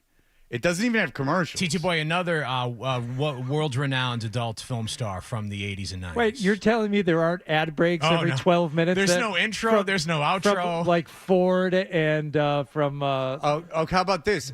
How about Target? if I told you he has videos with 200,000 views? Yeah. So, like, this is no... Using literally 3 cameras. Yeah, Whoa. and it's a straight interview clothed. So, Adam... Not edited. I told you, and you don't even have to play the part I told you about, but I told you to watch the TT Boy Peter North interview. Yes. Everyone knows who Peter North is. Everyone knows who TT Boy is. If you don't, then don't worry about it. Yeah, I don't know who TT Boy is. Peter North, I know. If you saw, have you looked at TT Boy? He's in every porno from when we were watching porno. TT Boy, you look him up now. I was saying this to Fred. He looks like a bizarro version of Perry Farrell. Oh, like it's you wild. for sure know who TT Yeah. Boy is. Right. There's no way. I There was didn't know like him by name, but yeah, fine. There were okay. 3 guys doing porn at the time. Peter North and TT Boy And were two of them. Do you know why you know who TT Boy is, Fred? Try working 4 scenes a day, almost 30 days a month, and let's see what you got, homeboy. Huh? That's true. What? That's true. You know, anyways. That's true, yeah. What's up? Anyways. And that is a typical cut from the TT Boy podcast. Right So there. TT 4 Boy and scenes a Peter day. North talk. Now, Adam was won over by Peter North. He had a much more positive reaction to Peter North than I did. Yes, I thought he was very well spoken. That's not true. You had me going into this thinking it was 2 absolute dullards, but I thought Peter North handled himself very well. He sat for 3 hours doing this interview. I liked the answers that he gave. I thought he seemed like a thoughtful, sensitive man. It seems like they just got in a car crash and they sat him down and started having a conversation with him. So 12 was only tasked with watching 5 minutes. He watched those 5 minutes and said, "More, please." And he just wanted to. So how much of this video interview did you watch? I ate the whole thing. All 3 hours, I watched the whole thing. Why? All right, It's fascinating. Okay, so you cannot blame me and say I tasked you with watching for something 3 hours because I don't like that. No. That's okay. I'm just saying the first 90 minutes were fascinating. The second 90, it was a bit of a slog to get through, but I still found there was a lot of interest. But it was one of those things where like, all right, now I'm an hour into it. I might as well go through the whole thing. More, please. I have not watched the whole thing, but you really haven't watched the whole thing? Oh, you're no, I didn't watch 3 hours of it, but I watched, but I scatter around. You got the important. So anyway, TT Boy there's never been anyone more proud of themselves for being in porno. I mean, he tries to get, like, when he says, like, I could do 4 scenes a day, like, he sets everyone up to tell him that he's great. Which is what he does here with North, yeah. So would you say that I was the strongest performer you've seen? Yeah. And I don't even have to take a second to think about it. And then? Hey, TT, hey, why? He's And, all celebratory. So what TT Boy is he goes like, yeah, and like someone will go like, Harry Shears or I don't know, Harry Shears is a comedian. Tom Gordon was this great porn star, and he'll go, yeah, he's okay. Could you do 4 scenes a day? And then they'll go, I don't know, and they'd be like, yeah, okay. Because I could do 4 scenes a day, and then they go, TT Boy, you're the best, and he go, ah, and he flexes and he looks at the camera. He loves working the camera. And he loves like if I was a woman and TT Boy was there and we talked before the scene, I'd be like out of my mind with fear. His ideas of sex and in the way he talks, it's like he's like a caged animal. Well, I'll tell you. You were shooting scenes before they even got out of his office. I'm an animal. I know. Oh, you just don't know what the I know. I heard a lot of Yeah, he's an animal, all right. Yeah, he's like, I loved when I was. Did you love porn? And then the guy will go like, yeah, like I liked porn. He goes, did you love it? When I was a kid, I was obsessed with porn. Did you like the ladies? Their butts? He's obsessed with like their genitalia. Hey, TT, hey, what? You know. And in the beginning of the video, every video, it's like a silhouette of him with a pickaxe. A pickaxe, Yeah. hitting a big mound of gold. Because he's so rich. Yes. TT boy. All right. Do you have anything else? No, I think we can say. Well, is TT boy out? I think we can say. Oh, you watched it till the end. I absolutely did. Wow. Yes. What?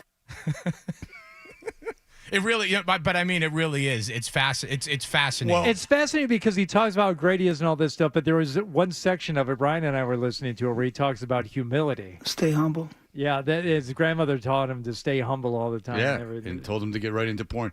It's funny because he'll have like dudes on from the 70s, and the dudes from the 70s are like legitimately smart.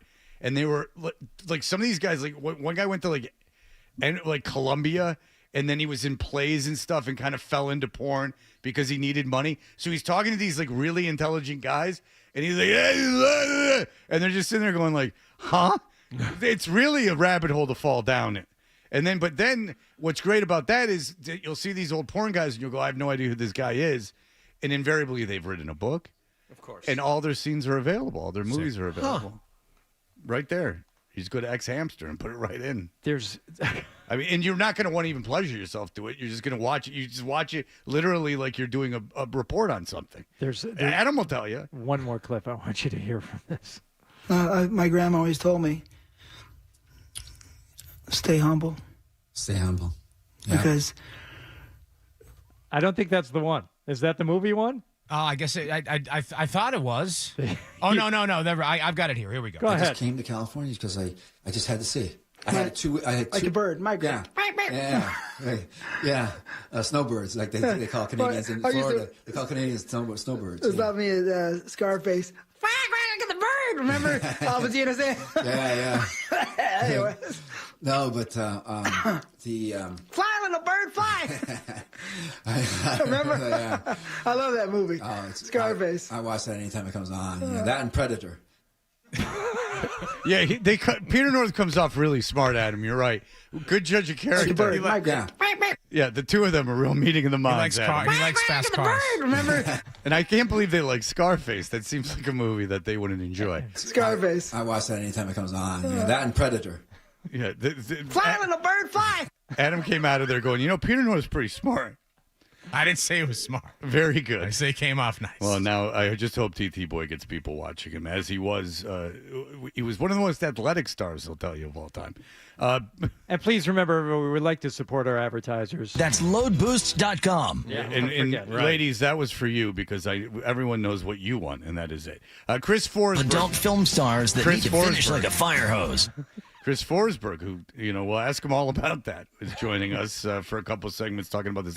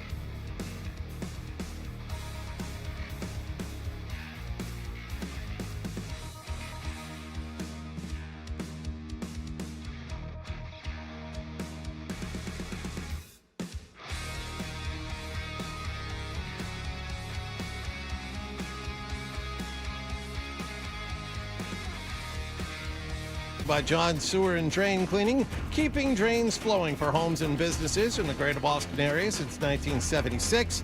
Go to johnsewer.com. I'm John Wallach on Boston's Home for Sports, 98.5 The Sports Hub. Your next update at 8:30. Boston, the greatest sports town in America. We have a farm. I have about 200 pigs here. We get to spill beers on each other without worrying about spilling beers on people. Boston's Home for Sports, 98.5 The Sports Hub.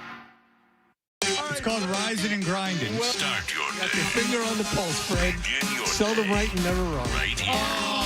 Is that Toucher or is that Hardy? I know, looks like a poodle. It's an effing poodle, dumbass. The Sports Hub.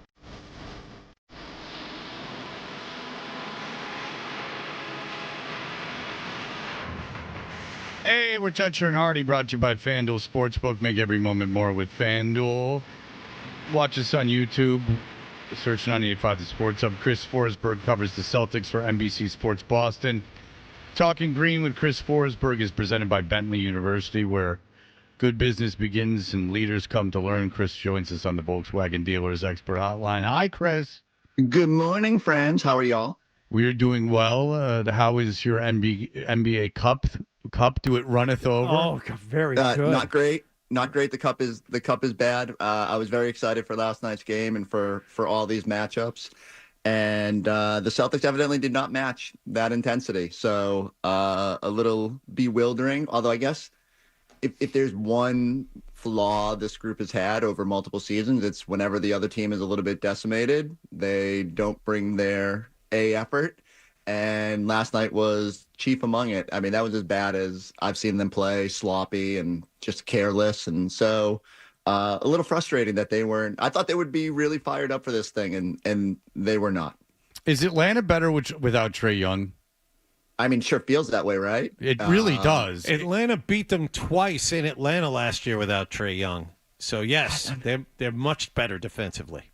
I always think there's something to the idea that when a team doesn't have its stars and like the other guys get that opportunity, I think there's always just the chance that they go out there and play above expectation. Could they do this over a sustained period of time? I don't know. We'll see. We'll see how long Trae's out. He had this Achilles thing last year, and I think he only missed like one game.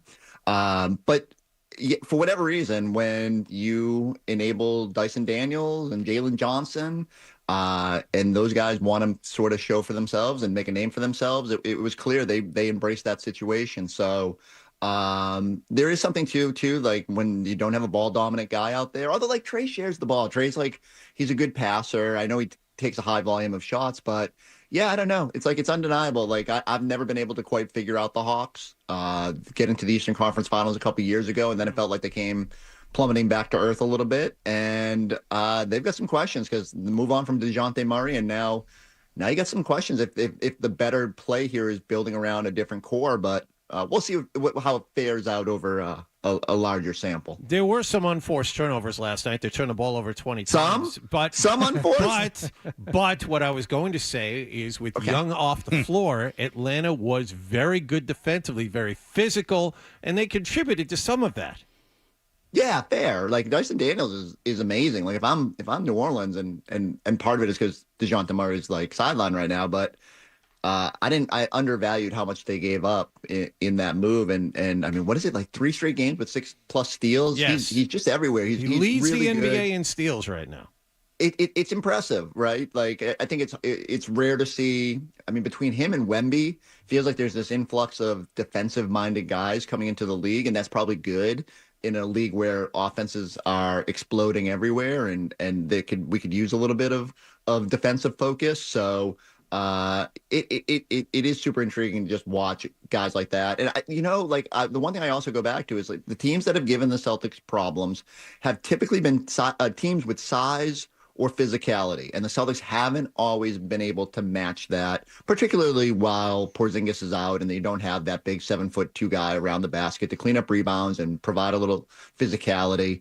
And for whatever reason, they just haven't responded well to it. So I think the book's out. Like you kind of get into them, you make them a little bit uncomfortable, and a night like last night where they're not laser focused, it plays itself out like it did. What happened? Sorry, Hardy, just one more. What happened with Jason Tatum in that ankle? Is it serious? He said he was okay afterwards, but it didn't look good. He wasn't much of a factor in the fourth quarter. Yeah, I don't know if he was a factor in the first couple. I thought the whatever happened the other night was probably lingering a little bit and didn't look quite himself. He was short on a lot of shots in the first half, and then he had another, stepped on someone else's foot, and I don't know. It was weird to hear him say right after last night's game that he's playing tonight. I know he's a gamer. I know he wants to be out there, especially coming off a loss. But you do start wondering, like, is it better to just give the ankle a day? They've only got one game over 5 nights after this, and they're usually pretty good about trying to plot strategic rest. I mean, I guess you could rest them on Saturday and ramp them up for that Cleveland game next week. But I don't know. Yeah, ankles are weird, and it wasn't a surprise that he was able to kind of finish out that Milwaukee game. But usually those things flare up a little bit, and if he's not 100%, it's clear last night that he didn't look it on the court. Okay, you said at the beginning that you were excited for the start of the NBA Cup. I'm going to assume that you weren't just making a joke there. So what excites you about this in-season tournament? So I think more so in January and February when you get into the doldrums where it just feels like, oh my God, we still got 40 games left of this thing. You need something to spice it up a little bit. And I'll admit, when the whole idea was coming out last year, I don't know, like the courts, the a lot of LL Cool J with "Mama Said Knock You Out," and but as we got into it and we saw, especially the point differential stuff, it added a little bit of flair to what would otherwise be a mundane Tuesday night. And so I don't know if the Hawks got any juice out of it. Again, I think they would have been fired up to play without their superstar no matter what. I thought the Celtics, because they talked a big game in the ramp up about a chance to show the league again that last year wasn't a fluke, a chance to play for some money, which it sounds ridiculous when Brad Stevens has signed these guys to $1 billion worth of contracts over the past 2 years, but $500,000 matters, and especially the guys that signed for cheap, like Luke Cornett, that stuff matters. And I just thought they'd be a little bit more locked in. And I'll admit, like even like in our pregame show, there felt like there was a little bit of extra energy for these games. Is it sustainable? I'll be interested. Like if let's say they fall to Cleveland and they're out of the cup mix, like now those other cup games are like, whatever. But I do like that it's trying to infuse a little bit of extra attention and energy into a time of the year when maybe a lot of people aren't laser focused on basketball. I don't know. You mentioned that January, February. I agree with you. Then that's when you're kind of into the doldrums. Right now seems like some of these teams still figuring out who they are. We're wondering if Cleveland is going to really be that good. It's just that the timing of it, number one, seems wrong. I can't get myself excited about something that didn't exist until last year, and it's obviously for the marketing purposes only. So I've got issues with it to begin with. But since you mentioned the timing, I would say the timing is too early for this thing. It could be. I guess the counter argument would be you look at it like last season, the Pacers come out and they're super good in this IST. It was the first time everyone kind of stepped back and said, ooh, could they be something? And then how fired up they were to play the Celtics and host the Celtics in the quarterfinals and get to that Vegas stage. I do think you can differentiate yourself. There's a chance for teams that otherwise might not be in the mix to distinguish themselves. And, it's certainly a conversation. Would it be better to move it to January and February, but then you're up against the NFL playoffs? And I don't know, like, if that necessarily, I know it's still Tuesday, Fridays. There's a case that you got to pick the right spot. And I just think the NBA, when they're looking at it, probably says this is the time of year where it's the hardest to get people to take their attention off football and college football and get some eyeballs before Christmas when everyone kind of starts to take a little bit more notice. So I don't hate the timing of it, but I agree. It's like, it is an odd time when the Knicks are still figuring themselves out and stuff like that. But I thought, yet again, I thought this is why the Celtics would have sort of a leg up on everybody else. And I mean, it just completely fizzled last night. I wonder if, since you're coming off winning a championship and 3 of the guys just won a gold medal, if it's a little difficult to just keep trying to win tournaments. Get yourself amped for the Emirates NBA Cup. Yeah, because I know like in cities like Detroit, it's a big deal. Like they beat Miami last night, and it's like in the paper as being like it's a playoff lesson and this and that. Controversial, close game, yeah. Well, I didn't know about that, John, but thank you for the education. Yeah. Go ahead. If Celtics fans need a little bit of a palate cleanser, go watch the end of that game, because I know there is shot and fraud with everything that happens with the Heat. But like the last second lob, Spoelstra calling a timeout that he doesn't have with Jalen Rose on the baseline, how appropriate with Michigan and the Fab Five timeout. So that was a really fun game to watch, and it was nice to see a team like Detroit putting in the effort and wanting. Again, that's the difference. Like I thought the Celtics are typically ones that need a little poke of motivation, again, especially against a team without its main guys. I don't know. I'm a little surprised they weren't a little bit more locked in. All right, we have Chris Forsberg. There's so much more to talk about. He will be with us. We will continue. We'll be right back. Stay tuned for more.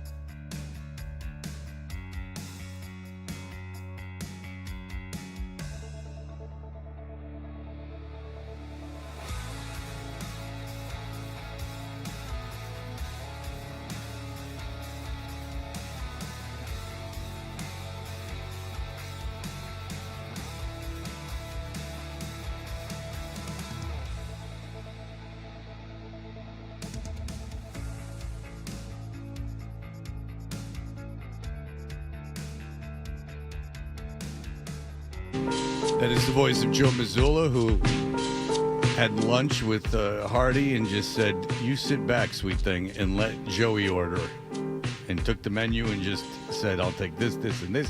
They were at Fiorella's in Newton, and John had diarrhea. Were we at Fiorella's? Yeah. I know because I was out in front looking in. You know, who used to go to Fiorella's all the time was Tommy Heinsohn. That was a large man. Wow. What was wrong with Hardy yesterday, John? I don't know. I've forgotten already. Nice. Good. If you're just joining us, Chris Forsberg, yesterday Hardy had a secret and he told John because he was afraid I'd say it on the air. And now it's a very dangerous. It was not Fiorella's. Oh, what was it in Newton? Yeah. In Newton Center or where? It was Johnny's on the side, or Johnny's Luncheonette. That's what it was. It was just west of. Was it Johnny's Luncheonette? What's the place where we were trying to figure out that the intersection where there's all the hullabaloo now? Oh, Newton Corner. I think it was west of Newton Corner, but like on Washington Street. Oh, that's running a rough parallel area. to the Pike. Yeah, that's right by the bad Y. That's not the Wells Avenue Y. That's by the people live at that Y. Sure. Hello. Wow. Riff raff. Chris Forsberg, are you comfortable now talking about Dubai? When you talked to us about your trip to Dubai, was there someone looking over you, making sure you didn't talk out of line? We can talk openly now.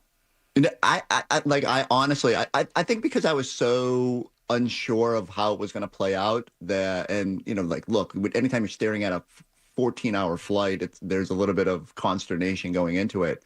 But I really did enjoy it. Like there's nobody like telling me to say these things. I do not have to like promote this. Like I just really had a good time. And some of it too is you're away from everything. It's a resort. It's really nice. There's a golf course. I don't take much. I found the only craft brewery in the UAE, and so between the brewery and the golf, I'm a simple man. I did not need much more than that. But it was an interesting place to go. And like I was telling people, by the end, you are absolutely ready to come home because it's a long week and there's a lot going on. But if the Celtics went back there, if the NBA went back there, I would go back in a heartbeat. Maybe they get a franchise. Who knows?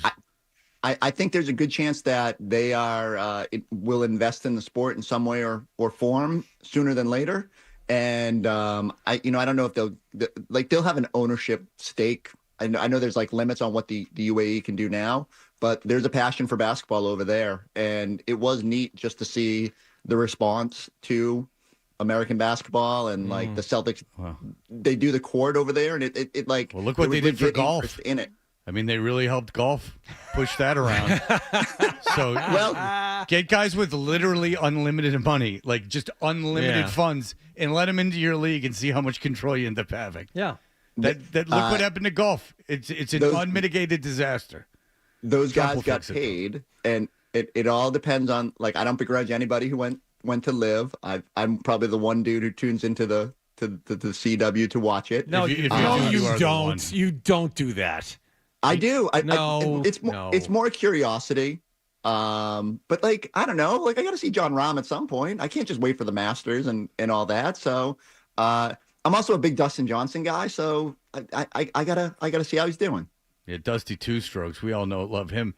But I'm not kidding though. It's like if these guys. Hardy, no shaking your head at me. Well, because I refuse to believe that you, a free-thinking individual, would sit down and spend any real amount of time watching that product with the huge team. Do you root for the hot ballers, or do you root for the big strokers, whatever the hell their stupid double entendre name teams are? Did you notice there are a lot of Abu Dhabi ads on the parquet that are watching their stupid shotgun start like it's a charity scramble? It's not good, Chris. You know it's not. Come good. on. It's not, but I do think that golf in general needs to flirt with new ideas, to embrace some variation from what we've known in the past, if it's going to draw in a younger audience. And this I don't has not mind done it. Right, and that's absolutely fair. I'd like, there are people like me who will watch anybody hitting a golf ball and find interest in it,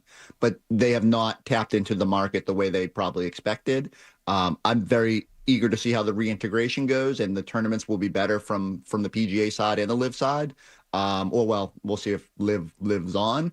But I do. It did add a little something to the majors when the only time those guys were together, and so yeah. Why didn't they target Tom Kite to run the whole thing if they wanted to bring in the youngsters? What's Tom Kite doing? Tom Kite burning ants with his glasses. Tommy Kite repping those huge glasses, burning the anthill. What's up with reflecting the sun, magnifying it into a flame? Rep. You're absolutely right, though, that it did bring some juice to the majors, and the fact that Phil Mickelson, and at least a couple of them, played well. We know what Brooks Koepka did, so yeah, and those guys didn't totally lose their games just by going over to Live, but. No, you don't get to watch him week in and week out unless you're going to watch that thing. I opened up a big can of worms. I forgot Chris and Hardy are both obsessed with the sport. Well, so is John. I was just John Fred, take the segment off. We'll do the golf hour. I still need to make money, but there is an opportunity for you during the season every Sunday morning from 7 to 8. There is a little something called the Sports Hub Golf Show. Sports Hub Golf Club. That's fun. Don't talk to Chris like he doesn't know what it is and doesn't listen. Chris, would you come on to an hour with Hardy? 100%. But am I getting paid? 98.5 The Golf Club. I mean, if you're I will do it unpaid for Hardy. Whoa! Yeah. I tell you what. I'm like, look. I can't pay you, but what I can do is invite you out. We'll go swing the wrenches together, that's on me. I'm all in. That's on me. I'm all in. That's on Hardy. You'll have to give me some lessons. Like, as much as I golf, people say all the time, they're like, "Oh, you must be really good." I am not. No, I get the same thing. I stink. No. Yeah. But it is an enjoyable time. Fred, will you come golfing with us? I played with Fred precisely it's once. Right. I didn't want to go. You're fine. Fred, I think This is like cuts for fucks and paddles all over again. Wait, what's that, Chris? I said, Fred, we can liven it up for you. It'll be Live like out there. We'll drink beer. We'll have our shorts on. Well, I'm an alcoholic. Wow. I'm just kidding. I'm just kidding. No, that's the force of me. I belong to a country club, so I play golf. I played twice at the club this year. It was well worth the investment. I played twice last week, and then once more at another place. But no, that'll be the force of me, you, Chris, Wallach, and Fred. Well, the four of us will go out. Wallach and I will share a cart. A little two versus two scramble. Oh yeah, best ball. Little cart match. No scramble. No, we'll do a best ball. Okay, no, we're not doing a scramble. All right, great. Whatever it's called. You know what? I'm rethinking it now. Yeah, I mean, whoa! I don't think you check all the boxes. I mean, if you're coming to Woodland, you got to watch out for that T. The train comes on through a couple places. All right, go ahead. You guys come. You can come to my place, Raceway. We got race cars going around the track as you're hitting on 18. All right. Well, that sounds very low. Very St. Andrews like. That sounds very low, bro. It's like the road hole. All right. Go ahead. I wanted to give Chris a chance to puff out his chest a little bit. Portland beat Minnesota last night. Rob Williams is back. Rob Williams is shooting threes now, Chris. Never have we had a segment that has been catered more towards me than to go from golf right to Robert Williams. I'm appreciative of this, boys. So I, as everyone knows, I have never given up faith in the fact that Robert Williams could be a true impact player in the NBA. Obviously, he has to stay healthy, but watching him shoot threes, watching him just do Rob things. I mean, the stat line last night was incredible off the bench. I mean, he's going to have a 5x5 game, which everyone lost their mind when Wemby did it. And he's just really good. And I don't know what the long-term vision is with Portland. I do hope that Rob gets a chance to reattach to a contender. Or at least gets a bigger opportunity in Portland to spread his wings. Because if he stays healthy, he's got all-star potential. And I know you can scoff at that because he hasn't been healthy, but he impacts the game in a way that few big men do. And I'm a little bit, like Nemish Keita gives you a little bit of it. I miss some of the things that Rob did and the excitement he brought when he was on the court, just with the way he could impact the game in a way that others cannot. Well, I don't think who would scoff at that. Rob Williams was a big piece. I mean, there people his size, and he was a good player. Yeah, he's just too big. Can't start in front of Donovan Clingan, but hopefully we'll work on that. All right. Well, go ahead. No, I was just gonna say I'm rooting for Rob. Like I said, I don't know if he'll end the season in Portland. Like, he will be a valuable trade chip. Some of it depends on what they do with their other big men, and I just keep hoping there's a pathway back to the Celtics where I don't know how that happens with their financials, but I'll be here waiting, ready for Rob. All right, very good. Is he your favorite guy you've ever covered? Like Gorman had Pierce. Probably. Like, we've had a lot of good people through, and a lot of people who are a little bit more talented at basketball, or Hall of Fame level players. But Rob in general was just the nicest human being / intriguing player. Like, there's been no one else like him. And so yes, I will gladly say he was my fave. Yeah. I mean, Gorman's not shy about saying how much he liked Paul Pierce. I mean, he loves Paul Pierce. All right. So, I mean, everyone's got a favorite guy. All right, Chris Forsberg. Watch it. He got paid. Red, make the tea time. Well, it's too cold, but yes. No, it's not too cold. Yes, Come on. Yes, it is. Yeah, it's too cold. It's too cold. Trust me, it's too cold. No, once we get below 50, the season is over. Yeah, I don't particularly want to play. And then I'm also, when I spray the ball the way I do, almost like a fire hose, when there's leaves on the ground, it's a problem. I can't find the ball. Like, I don't like leaves on the ground. I can't find I don't know why your thing's not firing. I don't know either. All right, Chris. Thank you so much for the time. We appreciate it. Thank you all. All right, there you go. Chris Forsberg. Adult film stars that need to finish like a fire hose. That is a commercial that apparently plays during our podcast. Do you know that people go, why is Mike Gorman not on? No one's asked that. But Mike that really wanted to come on the show, and I was talking to Rick about it, much to Rick's delight. And what did Rick sound like when you talked to him about it? Oh, boy. This came out of the blue. As things do when you hear about them and tell someone. You walk into someone's office, this happens. This came out of nowhere. Well, no, it's a guy we've had Mike on Gorman. He's been on the show a lot. He's like, oh boy, you jerk. You're friends with Mike Gorman and he wants to do the show? That sounds like a pain in the ass. But anyway, you started it. The whole thing about it is that Mike has got a big thing happening, a big thing that's taking up his time, a good thing, a project. Huh. But unlike you two, what you think, I can keep a secret. No, actually, we're very good at keeping secrets, Hardy and I. That's what we found out over the last 24 hours. You were the one who struggles. There's nothing that breaks up a team like two hens in the corner jabbering. Can you keep a secret? Uh-huh. So can we. All right. Adolfo requires no heavy lifting. Adolfo he put up an interesting Instagram post that got everyone in town a little excited. I have reached out to the man and I said, would you be willing to come on the air? Nick's very nervous.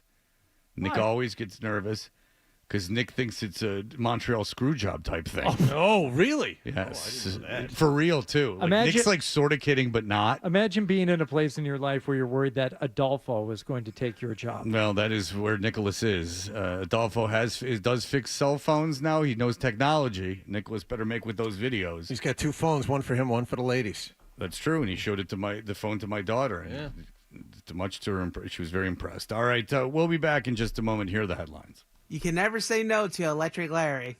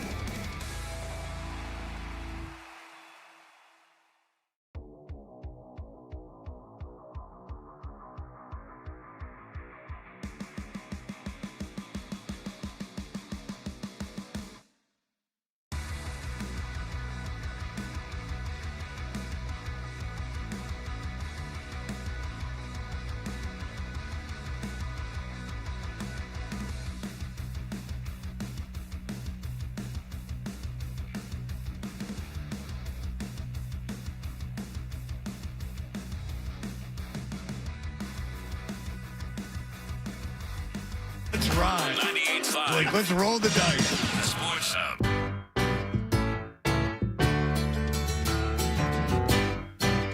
Hey, it's exciting. We are Toucher and Hardy. We're brought to you by FanDuel Sportsbook. Make every moment more with FanDuel. And be listening tomorrow for your chance to score a pair of tickets to this Sunday's Patriots game as the team tries to stack another win. Be sure to tune into the Sports Hub for 3 hours of pregame coverage with Chris Gasper and Jim Murray, who are a very good team. Followed immediately by the postgame coverage with Joe Murray and Leroy Urban, who are very talented, very exciting. So we'll have tickets tomorrow at 7:30 and 9:30, or somewhere along those times. I can't. This is art. You don't tell an artist to stop at certain times. Okay? Speaking of art, we have our good friend Adalo Gonzalez. Everyone loves Adalo Gonzalez. If you have any clips of him to flavor this with, that would be outstanding. Everyone loves Adalo Gonzalez. He was on the show for so many years before he headed back to Dallas, Texas. He's now working on cellular phones and things of that nature. And Adolfo, you had an Instagram post. It was Instagram or Twitter that got everyone. It was Facebook. It was on Facebook. Okay, it was on Facebook. Yeah. All right. It caused an uproar. And what was that message on Facebook? Yeah, I was just wondering if anyone was looking for have any rooms for rent in Boston. You know, all right. Just put some feelers out there. All right. So that is shocking news. You are someone who has moved. You have not lived here for a long time. Now, I flew you up here. Only had to change the flight twice. And twice? Sorry. Yeah, that's all right. It didn't cost me any money. It was Spirit Airlines, and you made your way home like you said you would. But you're in an automobile right now. I see on YouTube. Hardy just showed me. I am. Yes. Okay. So this is your car? Yes. Can you show us the car a little bit, like the inside of it? Let me see. What do you expect it to look like? It looks like a car I would drive. Okay. Is your phone mounted? No. But yeah, I can show you around. Yeah, okay. I just want to see what's on the ground of the car. A little tour of I cleaned up a little. Oh, you did? All right. Yeah, so I have this stuff on the floor. Okay. It was, it was stacked all the way to the passenger seat was just trash before. Yeah, you haven't moved the camera anywhere. Well, it's on a delay. Yeah. Okay. Oh, there we go. So, Adolfo, what's usually in your car when you are those panties? No, those are gloves. Oh, they're gloves. Yeah, they're gloves. Why do you have so many you have driving gloves? Well, drive and also to handle if I'm heating up a tablet or a phone and I need to get in there so I can loosen up the adhesive. Okay. Yeah, well, the work gloves, but yeah. Now, Hardy, does that excite you, the work gloves? Oh, I've got many pair. Those are nice. What is that fast food container and cup? What establishment is that from? It is from Burger King and a 7-Eleven coffee cup. Okay. So you hit both. And you're pulled over, which is good. I'm glad to see you're not driving and trying to conduct this interview. So good for you. Well, I'm proud of you for driving. I really am. All right, but you know what you do, Adolfo, it would be such a thrill if you did move back to Boston. In all seriousness, but you know what you do when you say things like that. What did I do? What did I do? What happened? You get Nick all riled up. Really? Yeah, you get Nick. His thing's not up, Adam. You get Nick all riled up. Yeah, this is an issue for Nicholas because it's one thing to be asking about a room to rent in Boston, but what would you want to do once you got back here? Yeah, because Nick, you honestly, in all seriousness, you get nervous. Yeah, I mean, kind of, but not kind of. I know you well enough that you're kind of joking around on text. You're the one. Are you the one who sent it to all of us? It was okay. 12. So Adam sent it, and then immediately, Nick's making these jokes, self-effacing jokes, but you can tell that Nick gets a little nervous while you're here. There is a little jealousy between the two of you, isn't there, Adolfo? A little bit, I guess. It kind of started when he first started working there. because I mean, I'll be honest. Like, I had a feeling that Voldemort, who should not be named, was probably positioning him to be my replacement. No, you thought that was going on. So I mean, you thought that was going on right away. Kinda, yeah. I mean, based on what we know on hindsight being 2020. That could have been a possibility. That's certainly true. I could have been unaware of it. That's certainly been proven as well. So what would? Yeah, and also when I left, like he was the first choice. So, and Nick's done a great job on the show. He's really grown. He's become a very essential part of the show. Yeah, I mean he does. He's learned a lot of technical skills. He's been doing a great job. What would your wish be, though, Adolfo? You're just asking randomly about a room. When you play this out in your mind, what happens? Someone finds you a reasonably priced room to rent. You move back to Boston, and then what?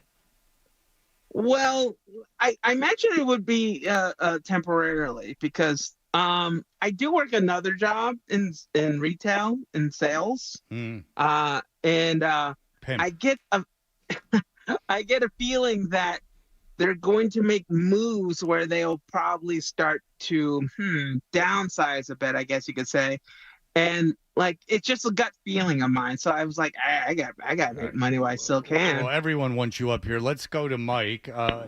And if anyone has a room, 617-779-0985. Mike, you have a room for Adolfo? Yeah, I live in Charlestown, Adolfo. Happy to help. I got to be honest, though, listening to some of the interview, I might be a little bit nervous to take you in as a roommate. But, if you need a place, I'm not trying to put Nick out, but happy to help. Adolfo, is there any concerns you would have about the room? Any questions that you have for Mike? How far is it from, the train station? 5-minute walk. Oh, perfect. How many people in the house, Mike? Me. Just you. And how many rooms?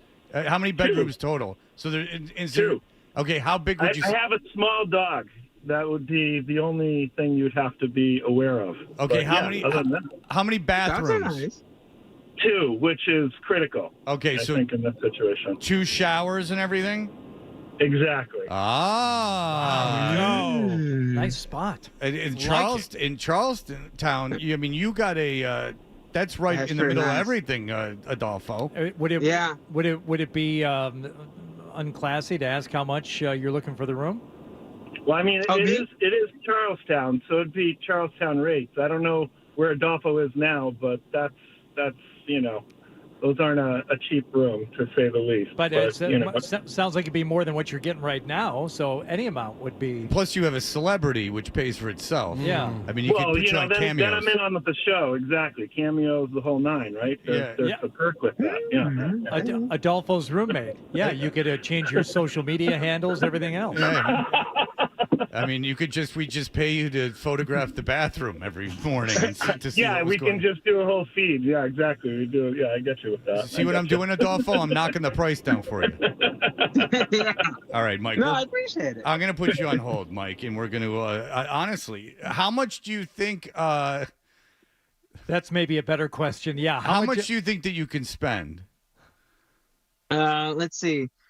Well, I do... I mean, I do have a couple of friends who's kind of responded back, and there is a place in Gloucester that seems pretty nice. Oh Jesus, Adolfo! You might as well move to the moon. You have any idea how far away that is? Are you going to bring your car with you? Huh? Are you going to bring your car with you? Well, that's the thing. Well, you can't live in Gloucester without a car, Adolfo. What are you gonna do up there? Come on. They got train stations up in Gloucester. Oh, you know better than that. In Gloucester. All right, Adolfo. You want to take an hour and 15-minute train every day, both ways? I mean, it'd be a great place to nap. What? A great place to nap. Until my son gets his license, I would hire Adolfo just to take him to and from school. Well, Fred, we're glossing over the most obvious answer and fix to this situation. You have a huge place with lots of bathrooms and lots of bedrooms. I don't know. Why are we dancing around this? because his single swinging lifestyle, I don't know if it's appropriate for the children. Oh. I mean, I still have children to think about. And if Okay. you get Adolfo in there, like Kneel before Adolfo. making the two-headed, that's what he says. And then the next thing you know, my kids are walking in on that, and they're like, Hachi, Machi. All right, I'll take it. Kyle, go ahead. Hey, guys. So I don't have an apartment, Adolfo. I apologize, but what I can offer you is a morning radio slot. But what I need you to do is do sports and music. If you can handle it, the job is yours. All right. Oh, okay. Sports and music. Okay. Probably between that. All right, Adolfo. Well, you're right on the ball. You're right on the ball. You're on the ball with I missed everything. that if I don't hear it for a while. Well, I didn't do it. All right, Nicholas. Do you feel better now if he moves back, especially if he lives in Gloucester? You'll How never about see this? him. How about this, Adolfo? Would you want to work for the show if you were to move back here? It will be tricky. Like, I'm pretty sure all those chairs are full. You know. Well, Beasley's hemorrhaging money. I mean, it's a really good time to come in. I mean, yeah, exactly. Lord yeah. knows this is the perfect time to walk through. They're adding staff left and right. There's a lot of money being thrown around. Reverse splits and everything Oh, else. baby, it's something else. But listen, I would love it personally if you would move back. I would love it very much. Well, yeah, I also thought about, like, kind of getting back into the content game myself. Like, that's kind of when I want to bend your ear a little bit, Fred. Like, because apparently, like, man on the street interviews are like a big thing on like TikTok. Well, Stern was playing my friend Sebastian stuff yesterday. So I mean, he didn't have much to add to it, but he was playing it. So listen, if you wanted to do man on the street things, I would certainly compensate you for it. But I have Nicholas doing that as well. So I mean, it would have to be doing stuff, with Nicholas would be responsible for what he's responsible for. But then you would be like a little pepper on the steak. You know what I'm saying? I got you. Yeah. All right. I would love it if you came back. Scott from Rentham is on the phone. Hello, Scott. Hey, if you're playing music, you do She's My Cherry Pie, Warrant. It's just cherry pie. It's not She's My Cherry Pie. All right. Very good. What about Baker Street? Play Baker Street. All right. I don't know at Baker Street. All right. Listen, Adolfo. I would like it if you moved back personally. I hope you do. Would you? Well, yeah. Go ahead. And if I, like, I am working on, like, seeing if I can, like, if I could get like a job remotely, that'd be cool. And at least spend like some time up there. What's your retail job that you're afraid you might get laid off from? What is that? Just in what field? Like, I know it's retail, but in like selling what kind of stuff? Telecommunications. Well, I mean, certainly that could be something you do here. Yeah, if you get up here, we'll get you a job, but you need to find a place to stay because I will not be responsible for that. But not a job at the station. But we'll get you. Right. I'll get you a job. I'll find someone to get you a job. He can be my nanny. He can take care of Noah. I don't even think Nick's kidding. But remember, he didn't think my dog needed to go outside to go to the bathroom. One great idea after another. All right, listen, Adolfo, listen, you keep us in what's going on. When would this move take place? After the holidays? Most likely, yeah. Well, it sounds like you have a big plan. All right. I have like I'm still constructing one. Okay. Well, listen, everyone would love it if you moved up here. We'll have you on, clean that car up, and we'll talk to you soon. Okay. All right, buddy. That sounds good. All right. All right, buddy. Everyone loves Adolfo. He's got his ducks in a row. He's planning. All right. And there's nothing to worry about, Nick. It's silly. It's really silly. I know it is. I don't know how many more times I can tell you that you're doing a great job. I don't know how many times I can say it to you. I know you do. You tell me that every day. You're doing a great job. You're in no danger of anything happening. Are you under contract right now? No. What the buyout is? Maybe we can. Nick's under contract. Yeah. Listen. You should have seen the legal team involved. Oh, jeez. All right, Nicholas. Thank you. When we come back, everyone loves Liz, and I have a question that maybe someone can answer that's plagued me for years, and that has to do with this list. We will be back in just a moment. You're listening to Toucher and Hardy on the Sport.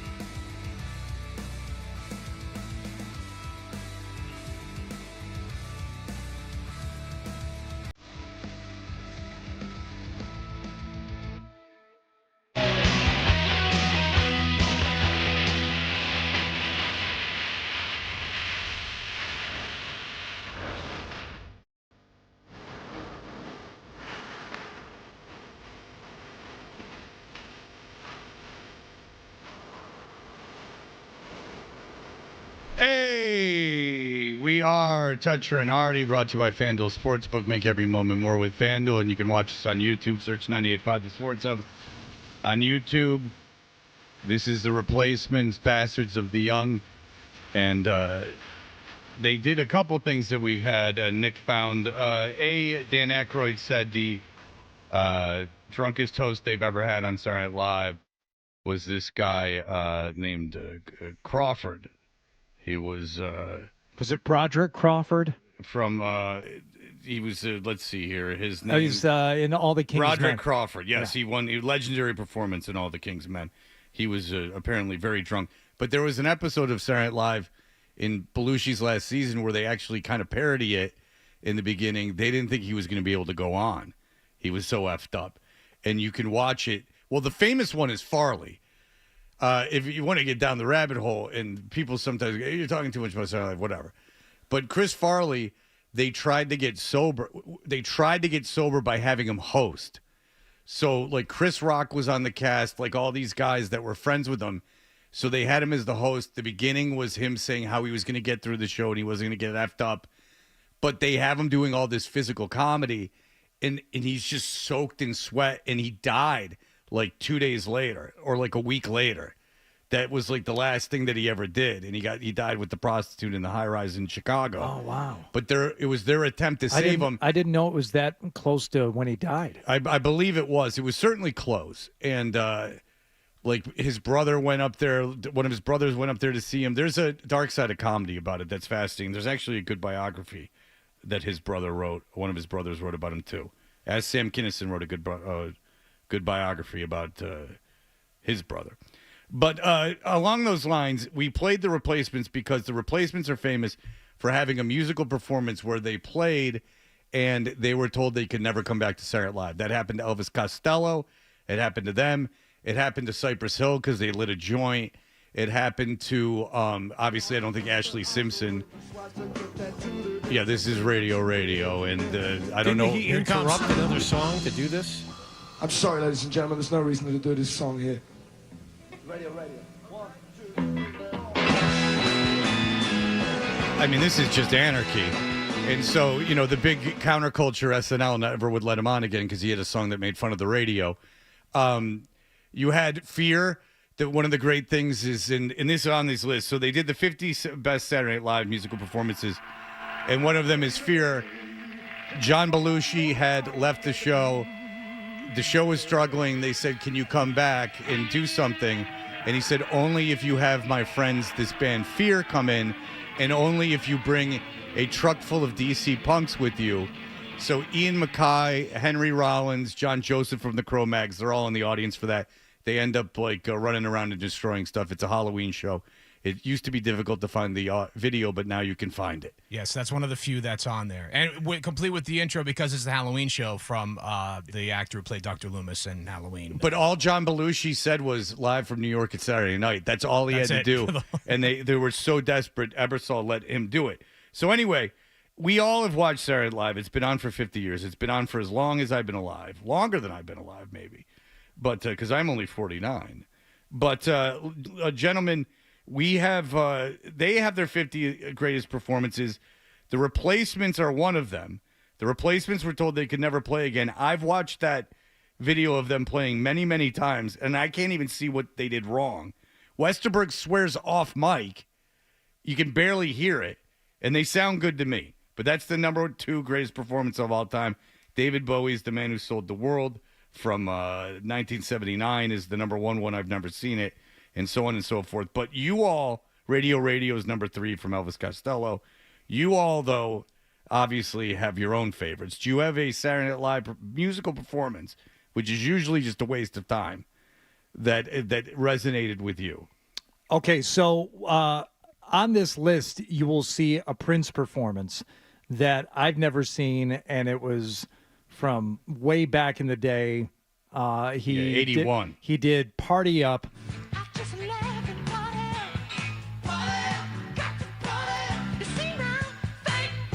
Nice. All right. Sounds great.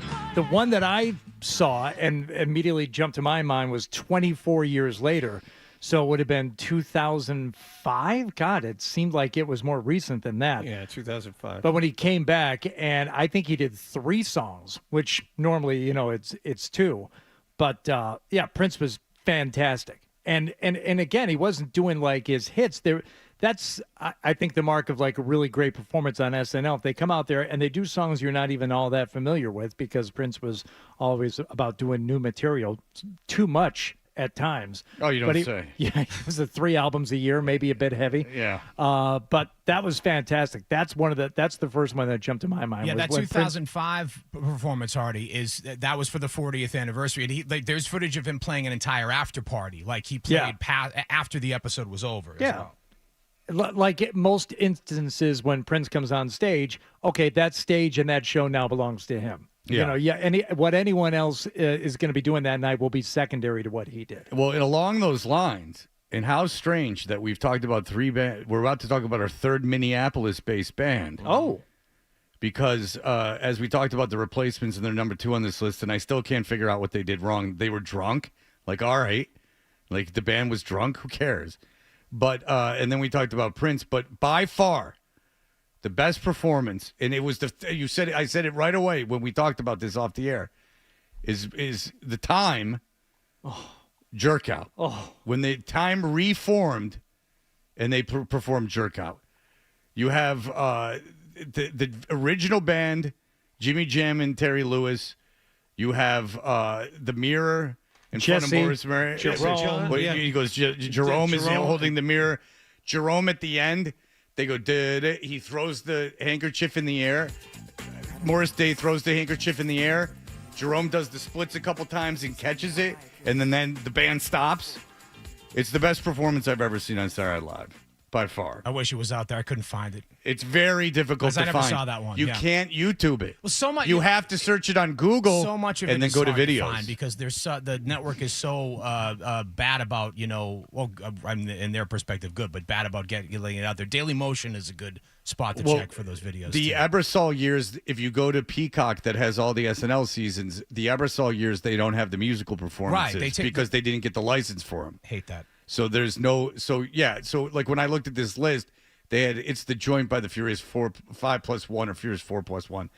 And I went to look for it, and so I looked at the episode. They had the whole episode, but they didn't have any of the performances, which is a shame because my favorite season of SNL of all time is one of the Ebersol years, which, of course, is the Martin Short. I know you're a big SNL guy in general, Fred, but did you ever, because my whole thing was like tuning in to see the musical performance specifically, like in the 90s when I was in high school and like every big alternative rock band would play. And like the one, I don't know if it made the list because I'm scrambling around to get the songs here, but like when the Smashing Pumpkins played on in 93, like I think that was a Halloween performance. Yes, 93, that was this phenomenal. song is one of the ones that's on there.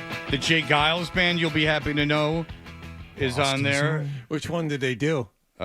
Who cares? Okay. It wasn't Freeze Frame. It wasn't Freeze Frame. And it wasn't Centerfold, Yes. so who would know? Sometimes music groups do that. Like, for instance, Run DMC was the musical guest I remember in the mid-'80s when they were at their height, and for some reason they didn't do all the songs that they were being played on radio for.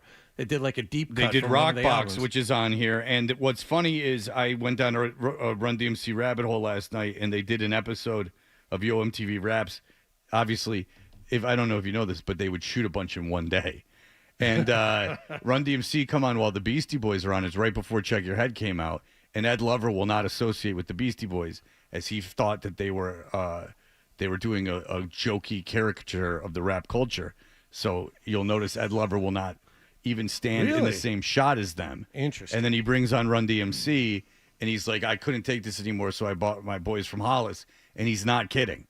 Ed Lover hated the Beastie Boys. It's very uncomfortable because Dre's there, the fat one. Yeah. He's there, and he's like taking care of the interview. He's got his arms around him. Like he's like, these are my guys, because Ed Lover will not be in a shot with them. Wow. Yes, that's true. Ed Lover, who says, who shot at him?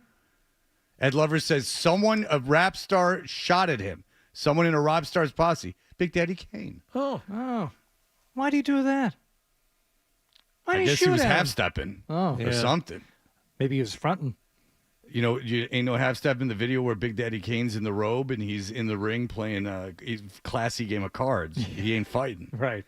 He's showing his intellect. I liked that they include who the host was on all these episodes because some of them are hysterical and some of them are like, really? Run DMC, when they performed Hit It Run in 1986. That's what I was thinking of, yes. The host was Malcolm Jamal Warner. Like, Malcolm Jamal Warner hosted. Yeah, he was doing the show with Eddie Griffin on the WB when they played roommates, which Adolfo could do if he moves in with that Mike fella. Real quick, Steve, go ahead.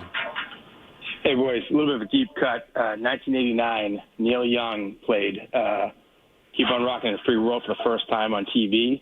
He brought an absolute band of killers. It wasn't the Crazy Horse. It was like hired guns. And his personal trainer had them work out before they took the stage to, like, replicate a concert. He destroys. It's on destroys here. It. It's number on 10. Here. It's number 10. He destroys it. Yes. Yep. It is. I love you, boys. Take care. All right. So there you go. The host that night, Bruce Willis. Oh, you know the Bruce Willis story. Also? No. This is great. This This story, great. and then I'll end this break because it's too much. But I'm doing spouting fact. But this is pretty funny. So Bruce Willis does the show he hosts. He probably hosted a million times, but this one time he hosts, and he goes up there and he like grabs the mic. Oh, it's his first time because he goes. Oh no, he goes. Oh yeah, it's his first time I was because I'd never hosted before. But I thought, maybe I could just do a little ditty with the band. And so the band plays, and he does his stupid white blues thing. Bruno thing, yeah. Right. And so the next week, Rick Moranis comes on, and he's the host.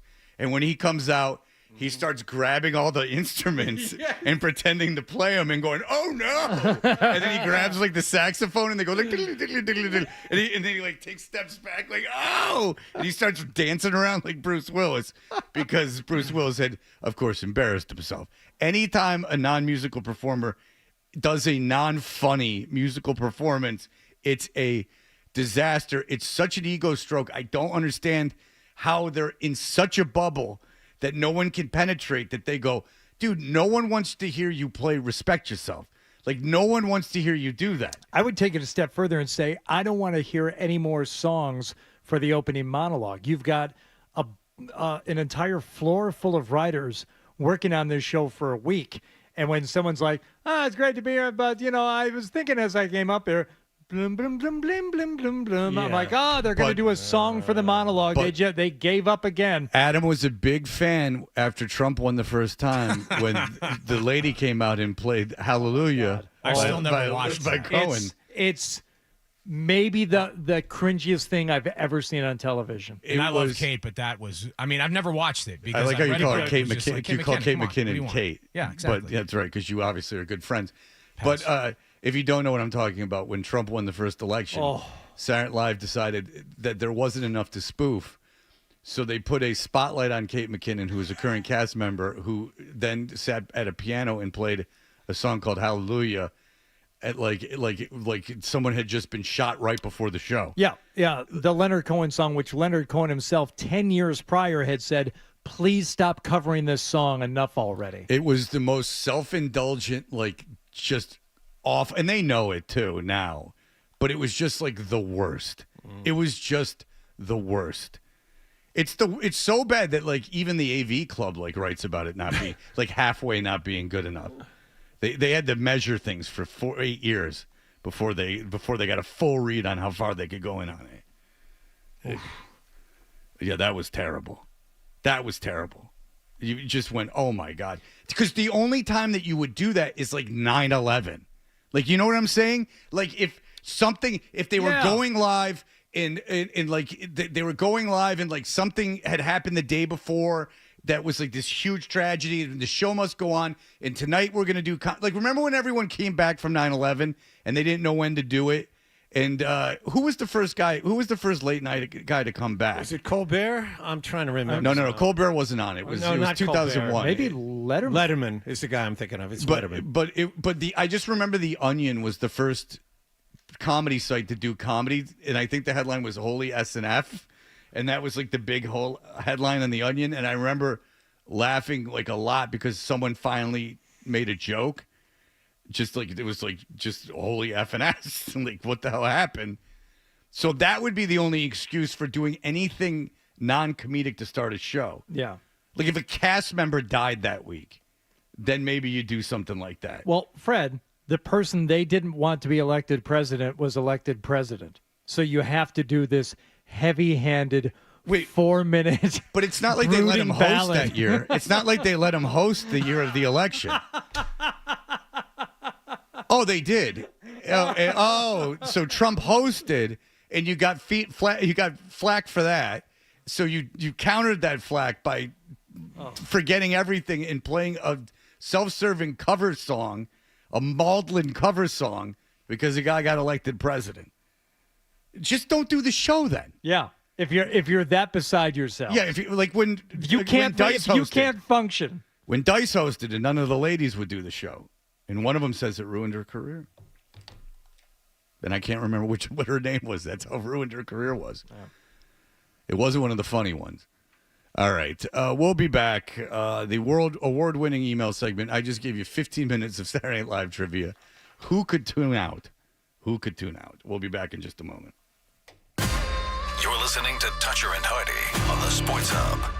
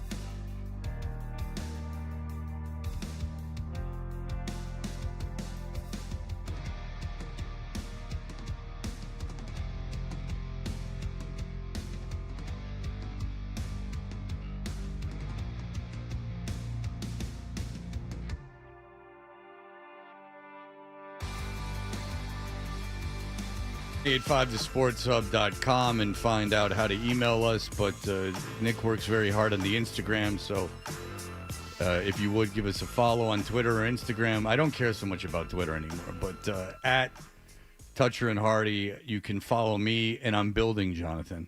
What are we up to now? Kendra's only like a few thousand ahead of me. Oh, that'd be great. If you caught and passed her, then I'd take all those gigs. I know. Then I would be the one. You'd go to restaurants on random Tuesdays. Yes. And I would take pictures of the food. Yes. That's what I could We do. have to take videos of you eating the food. That's also very important. Yes, because you got to show that you enjoyed it. Yes. But you can follow me at Fred Toucher. You can follow Hardy at Hardy985. And John, do you even care? Do you want me to plug your Instagram? Do you Sure, care? why not? All I do is retweet stuff from the show, but it's fine. John Wallach 24. Okay, there you Be have great. it. 200 followers and counting. Well, Away we go. Well, listen, and then thank you to everyone who bid on the Pucks and Paddle situation, which is next Thursday, which I'm letting my son skip half a day of school for. Oh, nice. And then they're out. Then that's it, I think, for them. That Friday might be his last day at that school because he's dropping out. He's 16. Yeah, he's going to work. Yeah. He's following. He wants to ride the rails, and who am I to stop him? But thank you for everyone who bid. Hardy and I went for big money. Is he going to be a rubber tramp or a leather tramp? Do you know I know a guy who is a like a train punk guy? Like he goes around on trains. That's like what he does. He lives on the street, and he has a Facebook account, which is very interesting. Oh. They call him Germ. His name is Jeremy. And he is from Queens. I know him from a rehabilitation center. But he is on Facebook where he is a homeless train guy. He's an actual hobo. He's like, an by actual definition. hobo. It's And he's like fascinating. super into crass. Like he's super punk rock. Like he's got like he's got like homemade tats and stuff. Does he have the new crass socks that they're selling now? I don't know much about crass, but that did seem to be counter their message. But I don't know Is he much into about beans, baked beans? Yeah, he has cans of baked beans. He's always sad, and he's got a stick with a handkerchief on it. Adolfo talked to a guy when he was here who was spending some time riding the rails. Yeah, it's a big thing. You got to, you could lose a toe. Michael says, "Hey Fred, do me a favor and make Is Hardy Gonna Linger a regular segment?" And if you look at the at Toucher and Hardy page, you can see that Nick put up a video of Italian gentlemen in Italy that are walking around with their hands in their pockets watching guys do work. Do you know those guys have not come back and finished the crosswalk? The day where I did linger a little bit, and they were painting the crosswalk at the end of our street going across the main street. I said, "Hey, what kind of pressure are you blowing in that paint gun?" "Oh, what are you using for stenciling?" Just a little a little bit of lingering, and they did half the crosswalk. It goes across half the street. They've not been back. That's like that's like getting whistled at. Like if you're a girl, Yeah. They were like, "We can't." Is Hardy gonna linger? Is Hardy? Is Hardy? Is Hardy gonna linger? Yeah, Adam and I came up with some ideas for if Maybe we'll Hardy bring had that back ever this week. lingered. We can brainstorm maybe next week. How many situations can we concoct? Several. If you can Several. I mean, plumbing did come up today. Yeah. Hardy. I think we can probably get away with doing Hardy in a situation where it was not needed, or even in context, just started going on and on about the plumbing profession, like anyone had said anything negative about it. I just said they probably one of the reasons they make a lot of money is they got to deal with poo. And then that was shot down by a plumber that called, and I misread the situation wildly. Much to my prediction. Yes. The one thing I've learned about Hardy is that if you say something he's not sure about, or like he thinks of something and he's not sure about it, he's gone until that information has been uncovered. Okay, so number one, totally true. Yeah. Number two, I thought you were going to say something that Beetle identified about me years ago, is that I pick very odd hills to die on. And this morning it was that plumbers only get paid so much because they work in poo. And I said, no, that is not right. I don't believe that to be the case. And I came up with it. And thank goodness we had somebody call in right away. I mean, you were justified, so it was time well spent. I can't read that one. I can read this one. Go ahead. Good morning, gents. Last year I called in to defend Fred's excellent fashion decision to wear the blazer with the built-in hoodie. Write you this morning to inform you that I've whipped out the old Dickie once again this year. She's prettier than ever. Still happy with my purchase and style in the chilly months. Fred, buy more. So it's like a Bitcoin thing now. In order to justify the purchase, you need other people to buy it too. Well, I will tell you. Well, first of all, that's not true in the world of fashion and on the runways of Milan when exclusivity is a big thing. But you did burrowed yourself into my mind, and on Saturday I was going out when I ran into the dancer from the Mighty Mighty Boss Tones. Mm-hmm. I was there in the South End. Sure. I wore, which I thought was South.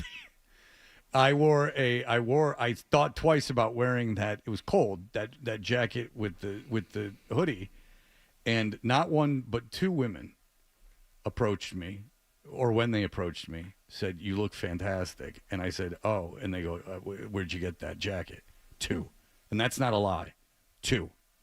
So all your mumbling and bumbling, I'll just do the opposite of what you two idiots say. Well, let me tell you something, Fred. Something you should be on the lookout for anyway. Yeah. This whole sport coat with the hoodie combo. Yeah.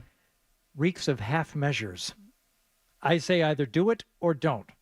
Wear a hoodie and go casual, or dress up and wear a sport coat. You walk in the tightrope, my friend, dangerous place. Yeah, well, that's where I like to hang out. Mike, go ahead. Hey, everybody. First of all, Fred, longtime Instagram follower. Wallach just made you 208 followers, so congratulations on that. Thank you. Appreciate it. All right. You're welcome. And Hardy, I just was driving by the CVS on Newberry Street. They're washing the windows, have a really long attachment scrubbing the top windows, Where? had a ladder out Where? there. There are two guys standing watching on Newberry Street. Okay. Oh, yeah. Okay. So if you rush over here real quick, you might be able to give them some tips or something. But there were two guys already there, so maybe they will leave before you get here because they'll be sick of the people giving them pointers on how to wash the high windows. I will watch window washers all day. Those guys are magicians with a squeegee. It's pretty fun. It is. I had a vision of Hardy. He's visiting Vegas as he does alone. And he's staying at, he's got comped this high room and big windows. Yeah. And he gets out of the shower and he hears this like commotion behind him. And he turns around, and there's two guys washing the window. And at first, he recoils because he's nude. But then he looks at them, and he realizes they're not freaking out. So he walks closer, and he starts watching what they're doing until his hands and genitals are pressed against the window. Not sexually, but just in a longing and appreciation. He's in his happy place. As the squeegee dances around his body. That is a real jackpot. Yeah, that is you can't pay for that. Yeah. You know who was talking about window washers the other day? Eddie Trunk. He said, I can't imagine what those guys see. And I said, Eddie, that's why you're the best. You really created a land of fantasy in your head. Imagine the creativity to go, I can't imagine what they see. Well done. Well done. I'm reading this. Devil May Care. Joe says, because this has come up already this day. Good morning, Freddie and the boys. What happened to Mark Gemelli? Is he okay? I haven't heard that ray of sunshine for forever. He's still alive, right, Nick? We're straight!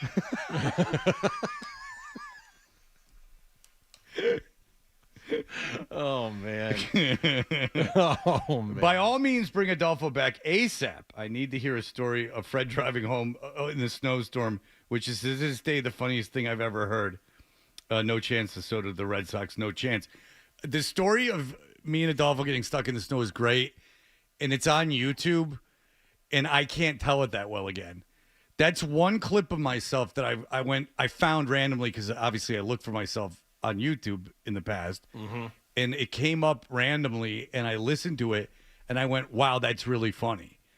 Like, because Adolfo's in there, and he's so confused, and he needs to be here when I'm telling the story, but I tell the story well for some reason, but that's available on YouTube. We got stuck, and I had Adolfo try to push us out. He pushed us the wrong way. I needed him to push from the back. Of course, he pushed from the front back into the thing. Of course. And then when I said, fine, I'll push, just hit the accelerator when I say go. He hits the accelerator. The wheels aren't moving. Smoke starts to come from the hood of the Ford Fusion. He had put the car in neutral. That's right. And was flooring it in neutral. Yep. Which is not good for the Ford Fusion, the 2004 Fusion. Probably not great for any transmission, but especially that one. The 2007 Ford Fusion was not meant to be floored in neutral. This one coming from Adam. I don't know why I didn't get this one. He says, cubba-dubba-doo. 3 things for Hardy. Last night I had the pleasure of winterizing my camper. Not as hard a job as you would think, but I'm sure it's something you would have enjoyed watching someone do. Indeed. Number 2, I work at a concrete company. Enough said. Oh. And number 3, recently bought a house and the garage is in need of some organization. Would love to hear back from you with some tips and tricks to organizing the garage. Already bought hooks for power tools to go on the walls. Can I just say Rubbermaid rack system, sir? Okay, I would start right there. In the market for a small workbench tool chest, and to that I would say Harbor Freight. And anything else you would suggest? I would say get the floor done. Get the floor done. Baz does that. He's got a company that he used to advertise. As did I. Well, I believe we're out of business now. Sorry about that. Wish I could have done better for you. But the concrete coating on your floor, you go out there, you can have dinner out there. What, is that epoxy? Is that what they put down Oh, there? sure. Yeah. And you get to pick your colors. How many speckles of color you want in there? 3, 4? You match them however you want. I stayed out of the color selection. Blondie took that over. But, the floor. Someone said you were like Blondie. Oh, that's interesting that you just said Blondie. I'll read it now. As in Dagwood and Blondie? Yes. Oh, boy. Someone sent that to me. I got to find it. Oh, boy. Okay. I can't believe you just said Blondie. It's fate. He also says, keep up the good work, gents. Hope John finally has that pesky diarrhea under control. Yeah. You're not supposed to talk about that. Well, no, you can talk about it. No. It's not the open. Diarrhea. Someone said that it was kind of funny that they had a vision of you as Dagwood. Oh, boy. I got to find it. Someone kill time while I find this real quick. All right, you got any more, John? Oh, here it is. This is it. I have a feeling that Hardy has a fantasy where Blondie calls him to fix the refrigerator. He comes in with his shirt unbuttoned and his tool belt on. She's watching him while drinking a glass of wine, getting ready for some fun. Hardy finishes up the job, writes up an invoice for her, and then leaves. Yeah, it's like a Gary Goldman role play situation. You ever heard his bit about playing the teacher? No. And his girlfriend comes in and she wants a better grade on her paper, and he said, "Well, you could have written it in the 5-paragraph pyramid form like I had asked you to in the first place." She said, "No, I'll do anything. Okay. How about you give me 10,000 words on the Industrial Revolution?"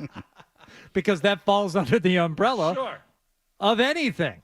All right. Firm but fair. The great Gary Goldman. All right. We will be back with the Stack, the wonderful sponsored Stack, and we'll have that for you in just a minute. Here are the headlines.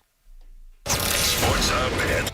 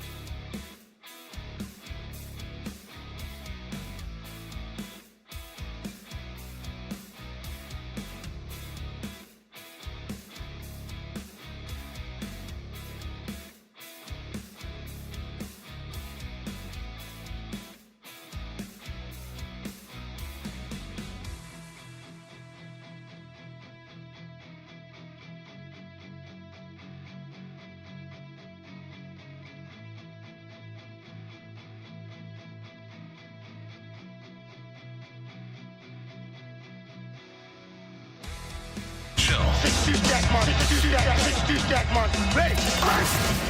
time for The Stack on Toucher and Hardy. Hey, we're Toucher and Hardy. The Stack is brought to you by D'Angelo Grilled Sandwiches, freshly grilled, freakishly good. The D'Angelo Classic Steak and Cheese, savory steak, and melty American cheese piled high on golden brown bread. Devour one today. And just as a favor to Hardy, one more. Zach, go ahead. Hey guys, how you doing? Hey, what's up? I heard you talking about the plumbers and how much they deal with poop on the a little earlier at 6 a.m. Mm-hmm. Well, I'm actually an apprentice plumber right now, and I can't talk for the service plumbers because I work in new construction. The 1 year I've been with this company, I've only had to pull out a sewage ejector pump once. Okay. All right. And that was... I'm not dealing with much poop. I'm pretty lucky. All right. So was that a fear going into your apprenticeship? Was that a fear that you were going to have to be dealing with a lot more waste than you are? It wasn't a fear, but I'm not very good with smells. Oh, boy. So the one time I had to do it, you got the shirt over your nose, try not to gag, and all you're thinking about is, this money's worth it. Yeah, I mean, it is. I'm glad to hear that it's not part of every day, and I am all for the apprenticeships. It is a problem with today's society is that people are not going into the trades, and that is. I like that you're doing that apprenticeship. But can you imagine if you called a plumber? This is actually, I just occurred to me, and there was a problem with the toilet, and you called the plumber, and then a female plumber came in, and you had to stand there and explain what was going on. Interesting. That would be difficult. I wouldn't like that. Songwriter Hall of Fame nominations have been announced, Fred. Finally. It seems like just yesterday they were announced. For the Hall of Fame 2025, earlier this year, there were some notable inductees. But this year, I can't believe some of these people have been off the list this long. So there is a 5-song sampling representative of their work. Okay, how many guys from the Brill Building? I want to know if Sam Goldstein from the famous 1940s songs will be inducted into the Hall of Fame. Lou Reed, who once worked in the Brill Building. All right, go ahead. What are we doing here? Was it the Huckleberry? The Huckamuck? What's that jerky voice called talking about the Brill Building? You do the Hucklebuck. I used to work in the Brill Building. Yeah, well, he didn't have anything to do with the Hucklebuck. Let's give me a C, a bouncy C. You take a little mayonnaise and you put it on the bread. But not too much because you'll burn the top of your head, the dot, the D, whatever the hell else you want to put in there. All right. Well, Bryan Adams. What songs represent Bryan Adams are going to get him into the Songwriter Hall of Fame? Well, he wrote some songs for Kiss on Creatures of the Night, but I would guess Summer of '69. Correct. Everything I Do It For You. Have you ever really loved a woman? Yeah. Those two songs were terrible. They played at the Half Off Card Shop when I worked there. They had on the adult hit station. Yes. And they played those songs about once an hour. Oh boy, that was brutal. So when I poked in and asked Hardy if you needed to have any audio ready for the segment, you got me scrambled when you said songwriters, and now I realize why you didn't need to have any audio ready. You didn't want to play any of this. It would have been good, and that's on me for not asking. That's you okay. Now that you've gone down the list of songs, I don't think we need any audio for this segment. You were right. This cuts like a knife. That is not listed as one of the songs. That was a great song. Yeah. Sheryl Crow, which I fine, put her in the Songwriter Hall of Fame. And she was famous for a long time. Yeah. She was famous for at least 2 years. No, longer than that. She did the duet with Kid Rock. Yeah, which shows that your career's going super good. Look at what happened to the little guy that was in the band. He's dead. Joey C. I want to see if you guys can guess what songs were nominated for Janet Jackson consideration into the Songwriter Hall of Fame. Well, Jimmy Jam and Terry Lewis wrote every single one of her songs. I was just going to say, she wrote none of them. She has at least co-writing credits on Black Cat. Number 1, yes. Because that was with Michael Jackson. Number 1. No, Scream was with Michael Jackson. Black Cat was something different. Well, okay, Black Cat. All right. She didn't write Control. Nope. Every time I think of you, when I think of you, is that on there? Oh, that's a good song. Nope. How about Rhythm Nation?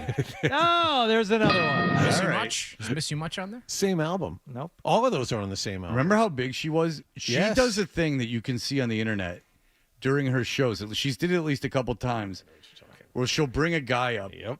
And I don't know if this is a plant or what, but she brings a guy up and she straps him to this device.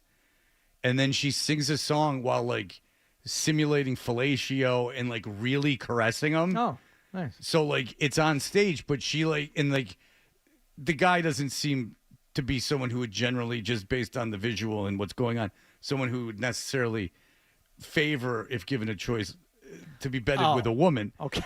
But the stuff she's doing is like extremely graphic. Yeah. And I understand you're in front of like a big audience, so you can't get lost in the moment. But if like hot Janet Jackson like strapped me down and started like fooling around with me and stuff. Doesn't seem to be a lot of changes in the guy while this is going on. No, he's like, oh, like it's like a whole like thing. Yeah. He's like, oh, you're so beautiful. He's like mouthing, you're so beautiful. Like these are things that I don't think that normally you would say. It seems like, I love your nails. Like, he's like doing that. Hardy, I have a question about the It was Songwriters a Hall of performance in San Francisco. My question is the rap game involved here? Yes, there is one late 80s, early 90s rap group. They have been celebrated recently in film, and I think they deserve inclusion on the Songwriter Hall of Fame list. Who would it be? Okay, well, obviously it is the boy genius Kwame. No, it is Run not DMC? Kwame. It is not Run DMC, John. It's the Wu-Tang Clan. No. NWA. And they were beloved so much in their time. Yeah. I remember when my friend's brother first played me that album, and I was like, oh, my goodness. I'm like, this is dirty. And then the Ghetto Boys came out, and I said, that wasn't so dirty, NWA. Express Yourself, Dope Man, The Police, Gangsta Gangsta, and Straight Outta Compton are their songs. The one that really bothers me, though, is Alanis Morissette. Number one, because they include You Ought to Know, which would not have been a hit were it not for Flea and Dave Navarro, who gave the song all of its energy. They sent the song to them, and they said, we got a song here, but can you guys like do all the music and make it sound good? And they changed everything about it, and they said, here you go, now you have a song. They also include Ironic, which is the dumbest song written in the 90s. It was a big hit. Hand in My Pocket, Thank You, and Uninvited. Okay. But she'll get in. Late 90s. Woman by the name of Bobby Brown, ex-wife of Janie Lane from Warrant. From the Cherry Pie video. From the Cherry Pie video. Yeah. Gets invited to Dave Navarro's house. She goes into Dave Navarro's house. He answers the door. He says, bear with me. I have guests over and someone in the basement. She goes, okay. She leads him to a room. There's a couple other people around. He puts a video of himself masturbating on the television. Who does? Dave Navarro. He goes downstairs and finishes his business, whatever he's doing. He comes up about a half an hour later. He informs Bobby Brown that he is done, that he had just gotten done shooting photos with a groupie. And Bobby Brown in her book says, and then I fell in love with him. Oh, how about that? So just know if you're Dave Navarro, you can put a video of yourself masturbating on for a girl that's interested in you while she waits for you while you take photos with a woman downstairs. You don't know that it has to be somebody like Dave Navarro as a single man on the prowl. You might want to try this. Yeah, I somehow think that involves me going to jail. But also he would shoot up in front of her and she was like, But they never had sex. Oh. Heroin will take that sex drive away. Finally, Jerry Garcia's estate has given permission for a company to recreate his voice via for Trump, for the Trump rallies. Absolutely. In the spirit of the Grateful Dead. For AI form so that Jerry Garcia can now read a book to you. Yeah. Oh, and you can, and it's so accurate that there's salami in his mouth. AI salami while he reads it. He was very, very sick. He had to relearn how to play the guitar after his stroke, heart attack. What did he have? The problem with this sentence is the part. You had to learn how to play guitar. The thing with Jerry Garcia is he's a garbage human and made horrible music. But I'm surprised there's anything left for them to license. And that's in all honesty. Like, what's left? They have neckties. Oh, yeah. Big counterculture Grateful Dead with your neckties. Talk about a fraudulent generation. What a bunch of phonies. Grateful Dead cummerbunds and cufflinks. It's such a if you're a Generation X person, you know how self-satisfied they were. They were so proud of themselves and how they changed the world. Well, good job. You haven't done anything. and then you monetized everything and turned around, and everything you made money on, all the ideals you made money on the first time around, when those stopped making money, you went against all those ideals to make money. Here we go. That's why hippies are terrible. Wind them up. Eh? Yeah. That's why you can never trust a TT boy hippie. out. That's right, TT boy. It's just me and you leading the charge. All right, that'll do it for us. Everyone have a great day. Bye. Toucher and Hardy, 98.5 The Sports Hub.